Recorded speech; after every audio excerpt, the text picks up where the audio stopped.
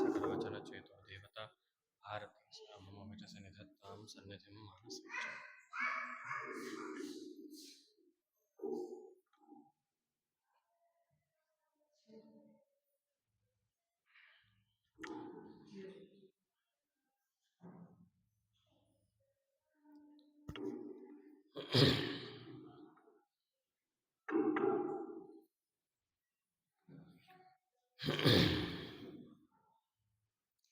श्री गुरुभ्यो नमः हरि ओम आपादमौलिपर्यन्तं गुरूणाम् आकृतिं स्मरेत् तेन विघ्नाः प्रणश्यन्ति सिद्ध्यन्ति च मनोरथाः अस्मद्गुरुसमारम्भां टीकाकृत्पादमध्यमां श्रीमदाचार्यपर्यन्तां वन्दे गुरुपरम्परां वेदव्यासगुणावासविद्याधीशसतां वश मां निराशं गतक्लेशं कुर्वनाशं हरेनिशम् लक्ष्मीनारायणं नत्वा पूर्णबोधान् गुरूनपि कुर्मः श्रीकृष्णगीतायाः भाष्याद्युक्तार्थसङ्ग्रहम् धर्मक्षेत्रे कुरुक्षेत्रे समवेतायुयुत्सवः मामकाः पाण्डवाश्चैव किमकुर्वत सञ्जय शोच्यानन्वशोचस्त्वं प्रज्ञावादांश्च भाषसे गतासून् अगतासूंश्च नानुशोचन्ति पण्डिताः श्री गुरुभ्यो नमः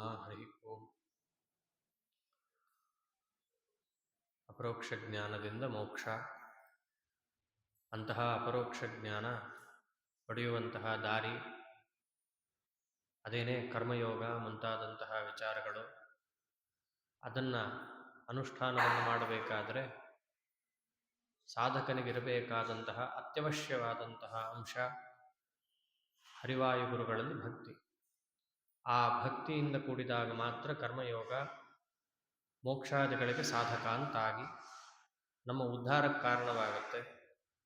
ಒಂದು ವೇಳೆ ಅದಿಲ್ಲದಿದ್ದಾಗ ಅದೇ ಕರ್ಮಗಳೇ ಬಂಧಕ ಅಂತ ಕರೆಸ್ಕೊಳ್ಳುತ್ತೆ ಅನ್ನೋ ದೃಷ್ಟಿಯಿಂದ ಭಕ್ತಿಯ ಅಂಶವಾದಂತಹ ಮಹಾತ್ಮ ಜ್ಞಾನವನ್ನು ಸ್ವಯಂ ಭಗವಂತನೇ ತಿಳಿಸಿಕೊಟ್ಟಂತಹದ್ದಾಗಿದೆ. ಇಂತಹ ಪರಮಾತ್ಮ ಭಕ್ತಿಯನ್ನು ಮಾಡಬೇಕು ಅಂತ ತಿಳಿಸಿದಾಗ, ದೇವರ ಕುರಿತಾದಂತಹ ಸಾಧನೆಯನ್ನು ಮಾಡಬೇಕು ಅಂತ ಹೇಳಿದಾಗ, ಸಾಮಾನ್ಯವಾಗಿ ಜಗತ್ತಲ್ಲಿ ದೇವರೆಲ್ಲಿದ್ದಾನೆ ಅಂದರೆ ಗುಡಿಯಲ್ಲಿದ್ದಾನೆ ಅನ್ನೋ ಒಂದು ಉತ್ತರ ಸಿಗುತ್ತೆ. ಆದರೆ ಅಷ್ಟೇ ಒಂದು ಪರಮಾತ್ಮನನ್ನು ತಿಳಿದು ಮಾಡುವಂತಹ ಉಪಾಸನೆ ಯೋಗ್ಯವಾದ ಉಪಾಸನೆ ಅಲ್ಲ ಅನ್ನೋ ದೃಷ್ಟಿಯಿಂದ 13ನೇ ಅಧ್ಯಾಯದಲ್ಲಿ ದೇವರು ತಿಳಿಸುವಂತಹದ್ದು ಕ್ಷೇತ್ರಜ್ಞ ವಿಭಾಗ ಯೋಗ ಅಂತ. ದೇವರನ್ನು ಎಲ್ಲಿದ್ದಾನೆ ಅಂತ ತಿಳಿಬೇಕು ಅಥವಾ ದೇವರನ್ನು ಏನೆಂದು ತಿಳಿಯಬೇಕು ಅಂತ ಪ್ರಶ್ನೆ ಮಾಡಿಕೊಂಡು ಕೃಷ್ಣನೇ ಉತ್ತರ ಕೊಟ್ಟ. ನನ್ನನ್ನು ಹೇಗೆ ತಿಳ್ಕೋಬೇಕು ಗೊತ್ತೇನು? ಕ್ಷೇತ್ರಜ್ಞಂಚಾಪಿ ಮಾಂ ವಿದ್ಧಿ ಸರ್ವಕ್ಷೇತ್ರೇಶು ಭಾರತ. ಅರ್ಜುನ, ನನ್ನನ್ನು ನೀನು ಕ್ಷೇತ್ರಜ್ಞ ಅಂತ ತಿಳ್ಕೋ.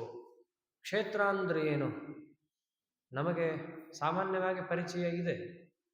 ಕ್ಷೇತ್ರ ಅಂತ ಯಾವುದಕ್ಕೆ ಕರಿತೀವಿ? ಎಲ್ಲಿ ದೇವರ ಸನ್ನಿಧಾನ ಇರುತ್ತೋ ಅದು ಕ್ಷೇತ್ರ. ಅಂತಹ ಕ್ಷೇತ್ರ ಯಾವುದೋ ಅದನ್ನು ಬಲ್ಲವ ನಾನು. ಅವನೇನು ಬಲ್ಲವನು? ನಮಗೂ ಗೊತ್ತಿದೆ ಅಂತಹ ಕ್ಷೇತ್ರ ಇದೆ, ಇಂತಹ ಕ್ಷೇತ್ರ ಇದೆ ಅಂತ. ಆದ್ದರಿಂದ ಕ್ಷೇತ್ರಜ್ಞ ಅಂದರೆ ದೇವರು ಮಾತ್ರ ಯಾಕೆ? ಸ್ವಲ್ಪ ವ್ಯತ್ಯಾಸ ಇದೆ ಅಂತಾನು ಪರಮಾತ್ಮ. ನನ್ನ ಸನ್ನಿಧಾನ ಇರುವುದು ಕ್ಷೇತ್ರ ಅಂತಾದರೆ ನನ್ನ ಸನ್ನಿಧಾನ ಎಲ್ಲ ಎಲ್ಲಿರುತ್ತೆ? ಯಾವುದೋ ಒಂದು ಗೋಷ್ಪಾದದ ಭೂಮಿಯಲ್ಲ. ನನ್ನ ಸನ್ನಿಧಾನ ಇಲ್ಲದ ಪ್ರದೇಶವೇ ಇಲ್ಲ. ಎಲ್ಲವೂ ನನ್ನ ಸನ್ನಿಧಾನೋಪೇತವಾದದ್ದೇ. ಪಂಚಭೂತಗಳನ್ನು ತಗೊಳ್ತಿರೋ ಅಥವಾ ಮಹತ್ತತ್ವ, ಅಹಂಕಾರ ತತ್ವ, ಯಾವ ತತ್ವವನ್ನು ತಗೊಂಡ್ರು, ಪಂಚ ತನ್ಮಾತ್ರಗಳಾಗಲಿ ಯಾವುದರಲ್ಲಿ ತಗೊಂಡ್ರು ಎಲ್ಲ ಕಡೆಯೂ ನನ್ನ ಸನ್ನಿಧಾನ ಇರೋದರಿಂದ ಅವೆಲ್ಲವೂ ಕ್ಷೇತ್ರ ಅಂತ ಕರೆಸ್ಕೊಳ್ಳುತ್ತೆ. ಇವೆಲ್ಲದರ ಬಗ್ಗೆ ಜ್ಞಾನ ಇದೆಯಾ? ಇಲ್ಲ. ಆದ್ದರಿಂದ ಈ ಎಲ್ಲ ಪದಾರ್ಥಗಳಲ್ಲೂ ಇದ್ದು ಒಳಹೊರಗೆ ಅದರ ನಿಯಾಮಕನಾಗಿ ಜಗತ್ತನ್ನು ಸಲಹುತ್ತಾ ಇರುವಂತಹ ಕ್ಷೇತ್ರಜ್ಞ ಅಂತಂದರೆ ಅದು ನಾನೇ. ಅಥವಾ ಸ್ಥೂಲವಾಗಿ ತಗೊಳ್ಳೋದಾದರೆ ಕ್ಷೇತ್ರಜ್ಞ ಅಂತಂದರೆ ಕ್ಷೇತ್ರವನ್ನು ಬಲ್ಲವ, ಕ್ಷೇತ್ರದಲ್ಲಿ ಇದ್ದು ನಮ್ಮನ್ನು ಕಾಪಾಡುವ ಅಂತ. ಕ್ಷೇತ್ರ ಯಾವುದು? ಕ್ಷೇತ್ರ ಅಂತಂದರೆ ಬೇರೇನಲ್ಲ, ನಮ್ಮ ಶರೀರವೇ ಒಂದು ಕ್ಷೇತ್ರ. ಅನೇಕ ಕ್ಷೇತ್ರಗಳಲ್ಲಿ ಶರೀರವೂ ಕೂಡ ಒಂದು. ಸಂಘಾತಶ್ಚೇತನ ಧೃತಿ ಅಂತ ಹೇಳಿ ನಮಗೆ ಯಾವುದೋ ತೀರ್ಥಕ್ಷೇತ್ರಕ್ಕೆ ಹೋಗಬೇಕು, ದೇವರ ಸನ್ನಿಧಾನ ಅಲ್ಲಿರುತ್ತೆ, ಮನೆಯಲ್ಲಿ ಇಲ್ಲ, ಈ ಒಂದು ಭ್ರಾಂತಿ ಇರುತ್ತೆ. ಆದರೆ ಹಾಗಲ್ಲ. ನಮ್ಮ ದೇಹವೂ ಕೂಡ ಒಂದು ಕ್ಷೇತ್ರ. ಅಲ್ಲಿ ನಿತ್ಯ ಭಗವಂತನ ಸನ್ನಿಧಾನ ಇದೆ. ಅಂತಹ ಭಗವಂತನ ಸನ್ನಿಧಾನ ಇರೋದಕ್ಕೆ ಇವನು ಉಸಿರಾಡೋದು ಅಥವಾ ದೇವರು ಇಲ್ಲ ಅಂತ ಹೇಳಿ ವಾದಿಸೋದಾಗಲಿ ಪ್ರತಿಯೊಂದು ಕೂಡ ಸಾಧ್ಯ ಆಗುವಂತಹದ್ದು. ಆ ದೇವರ ಸನ್ನಿಧಾನ ಇದೆ ಅಂತ ಹೇಳ್ತೀವಲ್ಲ, ಆ ಭಗವದ್ ರೂಪಕ್ಕೆ ಬಿಂಬರೂಪ ಅಂತ ಕರೀತಾರೆ. ಇಂತಹ ಪರಮಾತ್ಮ ಎಲ್ಲ ಕಡೆಯಲ್ಲೂ ಇದ್ದಾನೆ. ಅನೇಕ ರೂಪಗಳನ್ನು ತಳೆದಿದ್ದಾನೆ. ಅನೇಕ ರೂಪಗಳನ್ನು ತಳೆದಿದ್ದರೂ ಪ್ರತಿಯೊಂದು ರೂಪಗಳು ಕೂಡ ಒಂದರಿಂದ ಒಂದು ಒಂದೇ ರೀತಿಯಾಗಿದ್ದರೂ ಒಂದೇ ಆಗಿದ್ದರೂ ತನ್ನ ವೈಭವದಿಂದ ನಾನಾ ರೂಪವನ್ನು ತಗೊಂಡಿದ್ದಾನೆ. ಇಂತಹ ಪರಮಾತ್ಮನನ್ನ ಕ್ಷೇತ್ರಜ್ಞಾನ ತಿಳ್ಕೋಬೇಕು. ಹಾಗ ಉಪಾಸನೆಯನ್ನು ಮಾಡಬೇಕು. ದೇವರೆಲ್ಲಿದ್ದಾನೆ ಅಂದರೆ ದೇವರ ಮನೆಯಲ್ಲಿದ್ದಾನೆ ಅಂತಷ್ಟೇ ತಿಳಿದು ಉಪಾಸನೆ ಮಾಡೋದು ಸರಿಯಲ್ಲ ಅನ್ನೋ ದೃಷ್ಟಿಯಿಂದ ಅರ್ಜುನನಿಗೆ ಆ ಕ್ಷೇತ್ರಜ್ಞ ವಿಭಾಗ ಯೋಗವನ್ನು ತಿಳಿಸ್ತಾ ಮುಖ್ಯವಾಗಿ ತಿಳಿಯಬೇಕಾದಂತಹ ಅಂಶಗಳು ಯಾವುದು ಅಂತ ಪ್ರಶ್ನೆ. ಆ 13ನೇ ಅಧ್ಯಾಯದಲ್ಲಿ 6 ಪ್ರಶ್ನೆಗಳನ್ನು ಅರ್ಜುನ ಮಾಡೋದು, 6 ಪ್ರಶ್ನೆಗಳಿಗೆ ಭಗವಂತ ಸಮರ್ಪಕವಾಗಿ ಉತ್ತರವನ್ನು ಕೊಡೋದು ಅಂತ. ಮುಖ್ಯವಾಗಿ ಕ್ಷೇತ್ರಜ್ಞ ಯಾರು ಅಂತ ತಿಳಿಸಿದಾಗ ಆ ರೀತಿಯಾಗಿ ಭಗವಂತನನ್ನು ತಿಳಿದು ಉಪಾಸನೆ ಮಾಡಬೇಕು ಅಂತಾದ ಮೇಲೆ, ಇಂತಹ ಭಗವಂತನನ್ನು ತಿಳಿದು ಉಪಾಸನೆ ಮಾಡಬೇಕು ಅಂತಿದ್ದಾಗ ಎಲ್ಲರಿಗೂ ಯಾಕೆ ಮಾಡೋಕ್ಕಾಗಲ್ಲ? ಯಾರಿಗೆ ಗೊತ್ತಿಲ್ಲ ರೀ ದೇವರ ಪೂಜೆ ಮಾಡಬೇಕು ಅನ್ನೋದು? ಎಲ್ಲರಿಗೂ ಗೊತ್ತಿದೆ. ಆದರೆ ಕೆಲವರ ಕೈಲಿ ಆಗತ್ತೆ, ಕೆಲವರ ಕೈಲಿ ಆಗೋದಿಲ್ಲ. ಯಾಕೆ ಅಂತಂದರೆ ಅದಕ್ಕೆ ಸತ್ವರಜಸ್ತಮೋ ಗುಣಗಳು ಕಾರಣ ಆಗತ್ತೆ. ಈ ಜಗತ್ ಸೃಷ್ಟಿಯಾದಿಗಳಲ್ಲಿ ಲಕ್ಷ್ಮೀ ದೇವಿಯನ್ನ ಮುಖ್ಯವಾದ ಅಂಗವನ್ನು ಮಾಡಿದ್ದಾನೆ ಪರಮಾತ್ಮ. ಅವಳೇ ಪರಮಾತ್ಮ ನೀ ಸೃಷ್ಟಿ ಮಾಡುವಂತ ಪ್ರಾರ್ಥನೆ ಮಾಡಿದ್ದು. ಪ್ರಾರ್ಥನೆ ಮಾಡಿದ್ದಕ್ಕೆ ದೇವರು ಅವಳನ್ನೇ ಮುಖ್ಯ ನಿಮಿತ್ತವನ್ನಾಗಿ ಮಾಡಿ ಆ ಲಕ್ಷ್ಮಿಯಿಂದ ಅಭಿಮನ್ಯಮಾನವಾದ ಪ್ರಕೃತಿ ತತ್ವದಿಂದಲೇ ಎಲ್ಲ ಜಗತ್ತು ಹೊರಗೆ ಬರಬೇಕು. ಅದಕ್ಕೆ 3 ಗುಣಗಳು, ತ್ರಿಗುಣಾತ್ಮಕವಾದ ಪ್ರಕೃತಿಯನ್ನೇ ಜಗತ್ತಿಗೆ ಮೂಲವಾಗಿ ಇಟ್ಟಿರುವಂತಹದ್ದು. ಆ ಗುಣಗಳೇ ಬಂಧಕವಾಗಿ ಈ ಜಗತ್ತಿಗೆ ಆವರಿಸಿದೆ.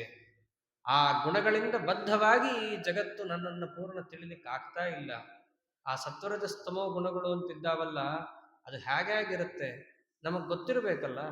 ನಮ್ಮಲ್ಲಿ ಒಂದು ಕಾಲದಲ್ಲಿ ಸತ್ವಗುಣ ಹೆಚ್ಚಾಗತ್ತೆ, ಒಂದು ಕಾಲದಲ್ಲಿ ರಜೋಗುಣ ಹೆಚ್ಚಾಗತ್ತೆ, ಒಂದು ಕಾಲದಲ್ಲಿ ತಮೋಗುಣ ಹೆಚ್ಚಾಗತ್ತೆ. ಈ ಗುಣಗಳ ಬಂಧನಕ್ಕೆ ಸಿಲುಕಿದಾಗ ಹಾಡಲ್ಲೇ ಬರುತ್ತೆ, ಪ್ರಕೃತಿ ಬಂಧಕ್ಕೆ ಸಿಲುಕಿ ಅಂತಲೇ ಒಂದು ಬಾರಿ ಸ್ಮರಣೆ ಸಾಲದೆ ಅನ್ನೋ ಹಾಡಲ್ಲಿ ಬರುತ್ತೆ. ಆ ಪ್ರಕೃತಿ ಬಂಧಕ್ಕೆ ಇವನು ಸಿಲುಕಿದಾಗ ಎಲ್ಲಿದ್ದೇನೆ, ಏನು ಮಾಡ್ತಾ ಇದ್ದೇನೆ ಅನ್ನೋದು ಕೂಡ ಈತನಿಗೆ ಗೊತ್ತಾಗದೆ ಭಗವಂತನನ್ನ ಮರೆತು ಇನ್ನ ಅಧಃಪತನಕ್ಕೆ ಹೋಗುವ ಸ್ಥಿತಿ ಬರುತ್ತೆ. ಅದು ಅನೇಕ ರೀತಿಯಾದಂತಹ ಅಂಶಗಳಿರುತ್ತಲ್ಲಿ. ಹೇಗೆ ಗೊತ್ತಾಗತ್ರಿ ನಮ್ಮಲ್ಲಿ ಸತ್ವಗುಣ ಹೆಚ್ಚಾಗಿದೆ ಅಂತ, ರಜೋಗುಣ ಹೆಚ್ಚಾಗಿದೆ ಅಂತ ಹೇಗೆ ಗೊತ್ತಾಗತ್ತೆ? ಪ್ರತಿಯೊಂದನ್ನೂ ಕೂಡ ಪರಮಾತ್ಮ ತಿಳಿಸ್ತಾನಲ್ಲಿ. ಈಗ ಸತ್ವಗುಣ ನಮ್ಮಲ್ಲಿ ಹೆಚ್ಚಾಗಿದೆ, ಹೇಗೆ ಗುರುತು ಹಿಡಿಯೋದು? ಅದಕ್ಕೊಂದು ಮಾತಂತಾನಲ್ಲಿ, ಈಗ ಸತ್ವಗುಣ ಹೆಚ್ಚಾದ್ರೆ ಇಂತಿಂಥ ಅಂಶಗಳು ನಿಮ್ಮಲ್ಲಿ ಕಾಣುತ್ತೆ ಅಂತ. ಯಾವುದು? ಸರ್ವದ್ವಾರೇಷು ದೇಹೇಸ್ಮಿನ್ ಪ್ರಕಾಶ ಉಪಜಾಯತೆ ಜ್ಞಾನಂ ಯದಾ ತದಾ ವಿದ್ಯಾತ್ ವಿವೃದ್ಧಂ ಸತ್ವಮಿತ್ಯುತ ಲೋಭ ಪ್ರವೃತ್ತಿರಾರಂಭ ಕರ್ಮಣಾಮಶಮಸ್ಪೃಹ ರಜಸ್ಸೇತಾನಿ ಜಾಯಂತೆ ವಿವೃದ್ಧೇ ಭರತರ್ಷಭ. ನಿಮಗೆ ಯಥಾರ್ಥವಾದ ಜ್ಞಾನ ನಿಮ್ಮ ಹೃದಯದಲ್ಲಿ ಹುಟ್ಟುತ್ತಾ ಇದೆ. ಅಷ್ಟೇ ಅಲ್ಲ, ಸತ್ಕರ್ಮದಲ್ಲಿ ಪ್ರವೃತ್ತಿ ಮಾಡಬೇಕು, ಅದರಂತೆ ಪ್ರವೃತ್ತಿ ಇತ್ಯಾದಿಗಳೆಲ್ಲವೂ ಕೂಡ ನಿಷ್ಕಾಮವಾಗಿ ಆಗ್ತಾ ಇದೆ ಅಂತಾದರೆ ನಿಮ್ಮಲ್ಲಿ ಸತ್ವಗುಣ ವೃದ್ಧಿಯಾಗಿದೆ ಅಂತ ಅರ್ಥ. ಯಾರದ್ದೋ ಬಲವಂತಕ್ಕಲ್ಲ, ಮತ್ತಾರದ್ದೋ ಕೂಡ ಭಯದಿಂದಲ್ಲ. ಪರಮಾತ್ಮ ಪ್ರೀತನಾಗ್ತಾನಪ್ಪ ಈ ಕೆಲಸ ಮಾಡಿದ್ರೆ ಅಂತ ಮನಸ್ಸು ಪ್ರಫುಲ್ಲವಾಗಿ ಏನಾದರೂ ಮುನ್ನಡಿತಾ ಇದೆ ಅಂತಂದ್ರೆ ಆ ಮನಸ್ಸಿನಲ್ಲಿ ಸತ್ವಗುಣ ವೃದ್ಧಿಯಾಗಿದೆ. ಅದೇ ಒಂದು ವೇಳೆ ಕೆಲಸ ಮಾಡಬೇಕಾದ್ರೆ ಅದರ ಹಿನ್ನೆಲೆಯಲ್ಲಿ ಹೀಗಿತ್ತಪ್ಪ, ಲೋಭ ಪ್ರವೃತ್ತಿ ಆರಂಭ, ಲೋಭ ಇತ್ತು, ಅಥವಾ ಏನಾದರೂ ಕೂಡ ಕಾಮ್ಯ ಕರ್ಮವನ್ನು ಮಾಡಲಿಕ್ಕಾದ ನುಗ್ಗುತ್ತಾ ಇದ್ದ, ಕರ್ಮಣಾಂ ಅಶಮಸ್ಪೃಹ, ಮನಸ್ಸಿನಲ್ಲಿ ಒಂದು ವಿಚಿತ್ರವಾದಂತಹ ಅಶಾಂತಿ, ಏನೇ ಕೆಲಸ ಮಾಡಿದರೂ ಕೂಡ ಏನೋ ಒಂದು ನಾ ಮಾಡಬೇಕಿತ್ತು, ಏನೋ ಒಂದು ಮಾಡಬೇಕಿತ್ತು, ಇದಾಗಿಲ್ವಲ್ಲ ಅಂತ ಒದ್ದಾಡ್ತಾ ಇರುವಂತಹ ಪರಿಸ್ಥಿತಿಯಲ್ಲಿದ್ದ ಅಂತಂದ್ರೆ ಅದೆಲ್ಲ ರಜೋಗುಣದ್ದು ಅಂತ. ಅಷ್ಟೇ ಅಲ್ಲ, ಇನ್ನು ತಮೋಗುಣದ್ದಂತೂ ಹೇಗಿರುತ್ತೆ, ಅಪ್ರಕಾಶೋ ಪ್ರವೃತ್ತಿಶ್ಚ ಪ್ರಮಾದೋ ಮೋಹ ಏವಚ. ಏನು ಹೇಳಿದ್ರೂ ಅರ್ಥವೇ ಆಗಲ್ಲ. ಕೆಲವರಿಗೆ ಆ ಒಂದು ಸಾಮರ್ಥ್ಯ ಇರುತ್ತೆ, ಏನು ಎಷ್ಟೇ ಅವರಿಗೆ ಹೇಳಿದ್ರೂ ಅರ್ಥನೇ ಮಾಡ್ಕೋತಾ ಇರಲ್ಲ. ಅದು ಏನ ಸಾಮರ್ಥ್ಯನೋ ಗೊತ್ತಿಲ್ಲ. ಅಪ್ರಕಾಶ, ವಿಷಯವನ್ನ ತಿಳಿಯಲೇ ಆಗದಂತಹ ಒಂದು ವಿಚಿತ್ರ ಸ್ಥಿತಿಗೆ ಮುಟ್ಟಿರ್ತಾರೆ. ಎಷ್ಟು ಹೇಳಿದ್ರು ನಿಂಗೆ ಅರ್ಥ ಆಗ್ತಿಲ್ವಲ್ಲೋ ಅಂತ ಕಡೆಗೆ ಹೇಳೋನೇ ಬಿಟ್ಟು ಹೋಗ್ಬಿಡ್ಬೇಕೇ ಹೊರತು ಅವನಿಗೆ ಅದು ಅರ್ಥವೇ ಆಗ್ತಾ ಇರಲ್ಲ. ಇನ್ನ ಅಪ್ರವೃತ್ತಿಶ್ಚ, ಕೆಲಸನೇ ಮಾಡದಿರಲ್ಲ, ಸುಮ್ಮನೆ ಕೂತಿರ್ತಾನೆ. ಇವೆಲ್ಲ ತಮೋಗುಣದ ಒಂದು ಉತ್ಕಟತೆ ನಮ್ಮಲ್ಲಿ ಬಂದಿದೆ ಅನ್ನೋದಕ್ಕೆಲ್ಲ ನಿದರ್ಶನ ಅಂತ ಆಗತ್ತೆ. ಹೀಗೆ ಸತ್ವಗುಣ, ರಜೋಗುಣ, ತಮೋಗುಣ ಈ ಜೀವನದಲ್ಲಿ ಇರೋದೇ. ಸಮಸ್ಯೆ ಯಾವಾಗ ಬರುತ್ತೆ ಅಂತಂದ್ರೆ, ಪರಮಾತ್ಮ ಅಂತಾನೆ ನಾವು ಸಾಯೋ ಟೈಮಲ್ಲಿ ಸಮಸ್ಯೆ ಬರುತ್ತೆ ಅಂತಾನೆ. ಒಂದು ವೇಳೆ ಸತ್ವಗುಣ ಎಂಬುದು ಅಂತ್ಯಕಾಲದಲ್ಲಿ ವೃದ್ಧವಾದಾಗ ಸತ್ರೆ, ಮೂರರಲ್ಲಿ ಯಾವುದೋ ಒಂದು ಹೆಚ್ಚು ಕಡಿಮೆ ಆಗಲೇಬೇಕು. ಸಮಸ್ಥಿತಿಗೆ ಅದು ಬರ್ಲಿಕ್ಕೆ ಸಾಧ್ಯ ಇಲ್ಲ. ಇಲ್ಲ ಸತ್ವಗುಣ ಹೆಚ್ಚಾಗಬೇಕು, ಇಲ್ಲ ರಜೋಗುಣಗಳಾದರೂ ತಮೋಗುಣಗಳಾದರೂ ಹೆಚ್ಚಾಗಬೇಕು. ಸಾಯೋ ಕ್ಷಣದಲ್ಲಿ ಒಂದು ವೇಳೆ ಸತ್ವಗುಣ ಹೆಚ್ಚಾದಲ್ಲಿ, ಅದಕ್ಕಂತ ಯದಾ ಸತ್ವೇ ಪ್ರವೃದ್ಧೇತು ಪ್ರಳಯಂ ಯಾತಿ ದೇಹಭೃತ್ ತದೋತ್ತಮ ವಿಧಾಂ ಲೋಕಾನ್ ಅಮಲಾನ್ ಪ್ರತಿಪದ್ಯತೆ. ಸಾಯುವ ಕಾಲದಲ್ಲಿ ಸತ್ವಗುಣ ಹೆಚ್ಚಾದಾಗ ಉತ್ತಮ ಲೋಕ ಪ್ರಾಪ್ತಿ. ಸರಿ, ಉತ್ತಮ ಲೋಕ ಅಂತಂದ್ರೆ ಅವನಿಗೆ ಯೋಗ್ಯವಾದಂತಹ ಕರ್ಮಾದಿಗಳಿತ್ತು ಅಂತಂದ್ರೆ ಒಳ್ಳೆ ಶರೀರವನ್ನು ಕೊಟ್ಟು ಪರಮಾತ್ಮ ಸಾಧನೆ ಮಾಡಿಸ್ತಾನೆ. ಇಲ್ಲ ಅವನೇನಾದರೂ ಕೂಡ ಚರ್ಮ ಶರೀರ ಅಥವಾ ಇನ್ನ ಯೋಗ್ಯವಾದಂತಹ ರೀತಿಯಲ್ಲೇನೆ ಶರೀರ ಬಿಟ್ಟಿದ್ದ ಅಂದ್ರೆ ಭೂರ್ಭೋರಾದಿ ಲೋಕಗಳಿದ್ದಾವೆ, ಅಲ್ಲಿ ಅವನನ್ನು ಕಳಿಸ್ತಾನೆ. ಇದು ಸತ್ವಗುಣದ್ದು. ಇನ್ನು ರಜೋಗುಣದ ಹಣೆಬಾರ ಏನು? ರಜಸಿ ಪ್ರಳಯಂಗತ್ವ ಕರ್ಮ ಸಂಗಿಷು ಜಾಯತೆ. ರಜೋಗುಣ ಅಂದ್ರೆ ಬೇರೇನಲ್ಲ, ನಾನಾ ವಿಧವಾದ ಆಸೆಗಳನ್ನು ಮನಸ್ಸಿನಲ್ಲಿ ತುಂಬಿಕೊಳ್ಳೋದು ಅಂತಿದೆಯಲ್ಲ, ಅದು ರಜೋಗುಣದ ಸ್ವಭಾವ. ಅದನ್ನೇ ತುಂಬಿಕೊಂಡು ಇವನು ಸತ್ತಿರ್ತಾನಾದ್ದರಿಂದ ಹಾಗೇ ಆಗಲಿ ಕರ್ಮ ಸಂಗಿಷು ಜಾಯತೆ. ಅಂತಹ ಆಸೆ ಬುರುಕರ ಮನೆಯಲ್ಲೇ ಪರಮಾತ್ಮ ಅವರನ್ನು ಹುಟ್ಟಿಸ್ತಾನೆ. ಅವನ ಸುತ್ತಮುತ್ತ ಎಲ್ಲಿ ನೋಡಿದರೂ ಕೂಡ ನೀನು ಹಂಗಾಗಬೇಕು, ನೀನು ಹಿಂಗಾಗಬೇಕು, ನೀನು ಈ ರೀತಿಯಾಗಿ ಕೆಲಸ ಮಾಡಬೇಕು, ಹಿಂಗೆ ನೀವು ಓದಬೇಕು. ಯಾತಕ್ಕೆ ಓದಬೇಕು? ಒಳ್ಳೆ ಕೆಲಸ ಮಾಡಿ ಒಳ್ಳೆ ಸಂಪಾದಿಸಬೇಕು, ಸಂಪಾದಿಸಿ ಇಷ್ಟಿಷ್ಟು ಐಶ್ವರ್ಯಾದಿಗಳನ್ನು ನೀನು ಗಳಿಸ್ಬೇಕು. ಅವನಿಗೆ ಸುತ್ತಮುತ್ತ ಸಿಕ್ಕಿದವರು ಅಂಥ ಜನರೇ ಆಗಿದ್ದ ಪಕ್ಷದಲ್ಲಿ ಹಿಂದಿನ ಜನ್ಮದಲ್ಲಿ ಅವನು ಹಂಗೆ ಸತ್ತಿದ್ದ ಅಂತರ್ಥ. ದೇವ್ರ ತಪ್ಪಲ್ಲ ಅದು. ಇವನು ಹಂಗೆ ಸತ್ರೆ ಅದನ್ನು ನೆನೆಸ್ಕೊಂಡು ಈತ ಪ್ರಳಯಮ್ಯಾತಿ, ಹಿಂದಿನ ಜನ್ಮವನ್ನ ಆತ ಕಳೆದು ಅಂತ್ಯಕಾಲದಲ್ಲಿ ಅದನ್ನೇ ನೆನೆಸಿಕೊಂಡು ಬಿಟ್ಟಿದ್ರೆ ಅದನ್ನೇ ಸಹಕಾರಗಳನ್ನು ಪರಮಾತ್ಮ ಕೊಡ್ತಾನೆ. ಇನ್ನ ತಮೋಗುಣದಲ್ಲಿ ಏನಾದರೂ ಅವನು ಹೆಚ್ಚುಗಾರಿಕೆಯನ್ನು ಪಡೆದು ಶರೀರ ಬಿಟ್ಟಿದ್ದ ಅಂತಂದ್ರೆ ತಥಾ ಪ್ರಲೀನಸ್ತಮಸಿ ಮೂಢಯೋನಿಷು ಜಾಯತೆ. ದಡ್ಡತನ ಅಥವಾ ಸಿಟ್ಟು, ಕ್ರೋಧ ಇತ್ಯಾದಿ ಅನೇಕ ತಮೋಗುಣಗಳನ್ನೇ ತಾನು ತುಂಬಿಕೊಂಡು ಬಿಟ್ಟಿದ್ದ ಅಂತಂದ್ರೆ ಅಂಥವರ ಮಧ್ಯದಲ್ಲಿಯೇ ದೇವರವನನ್ನು ಹುಟ್ಟಿಸ್ತಾನೆ.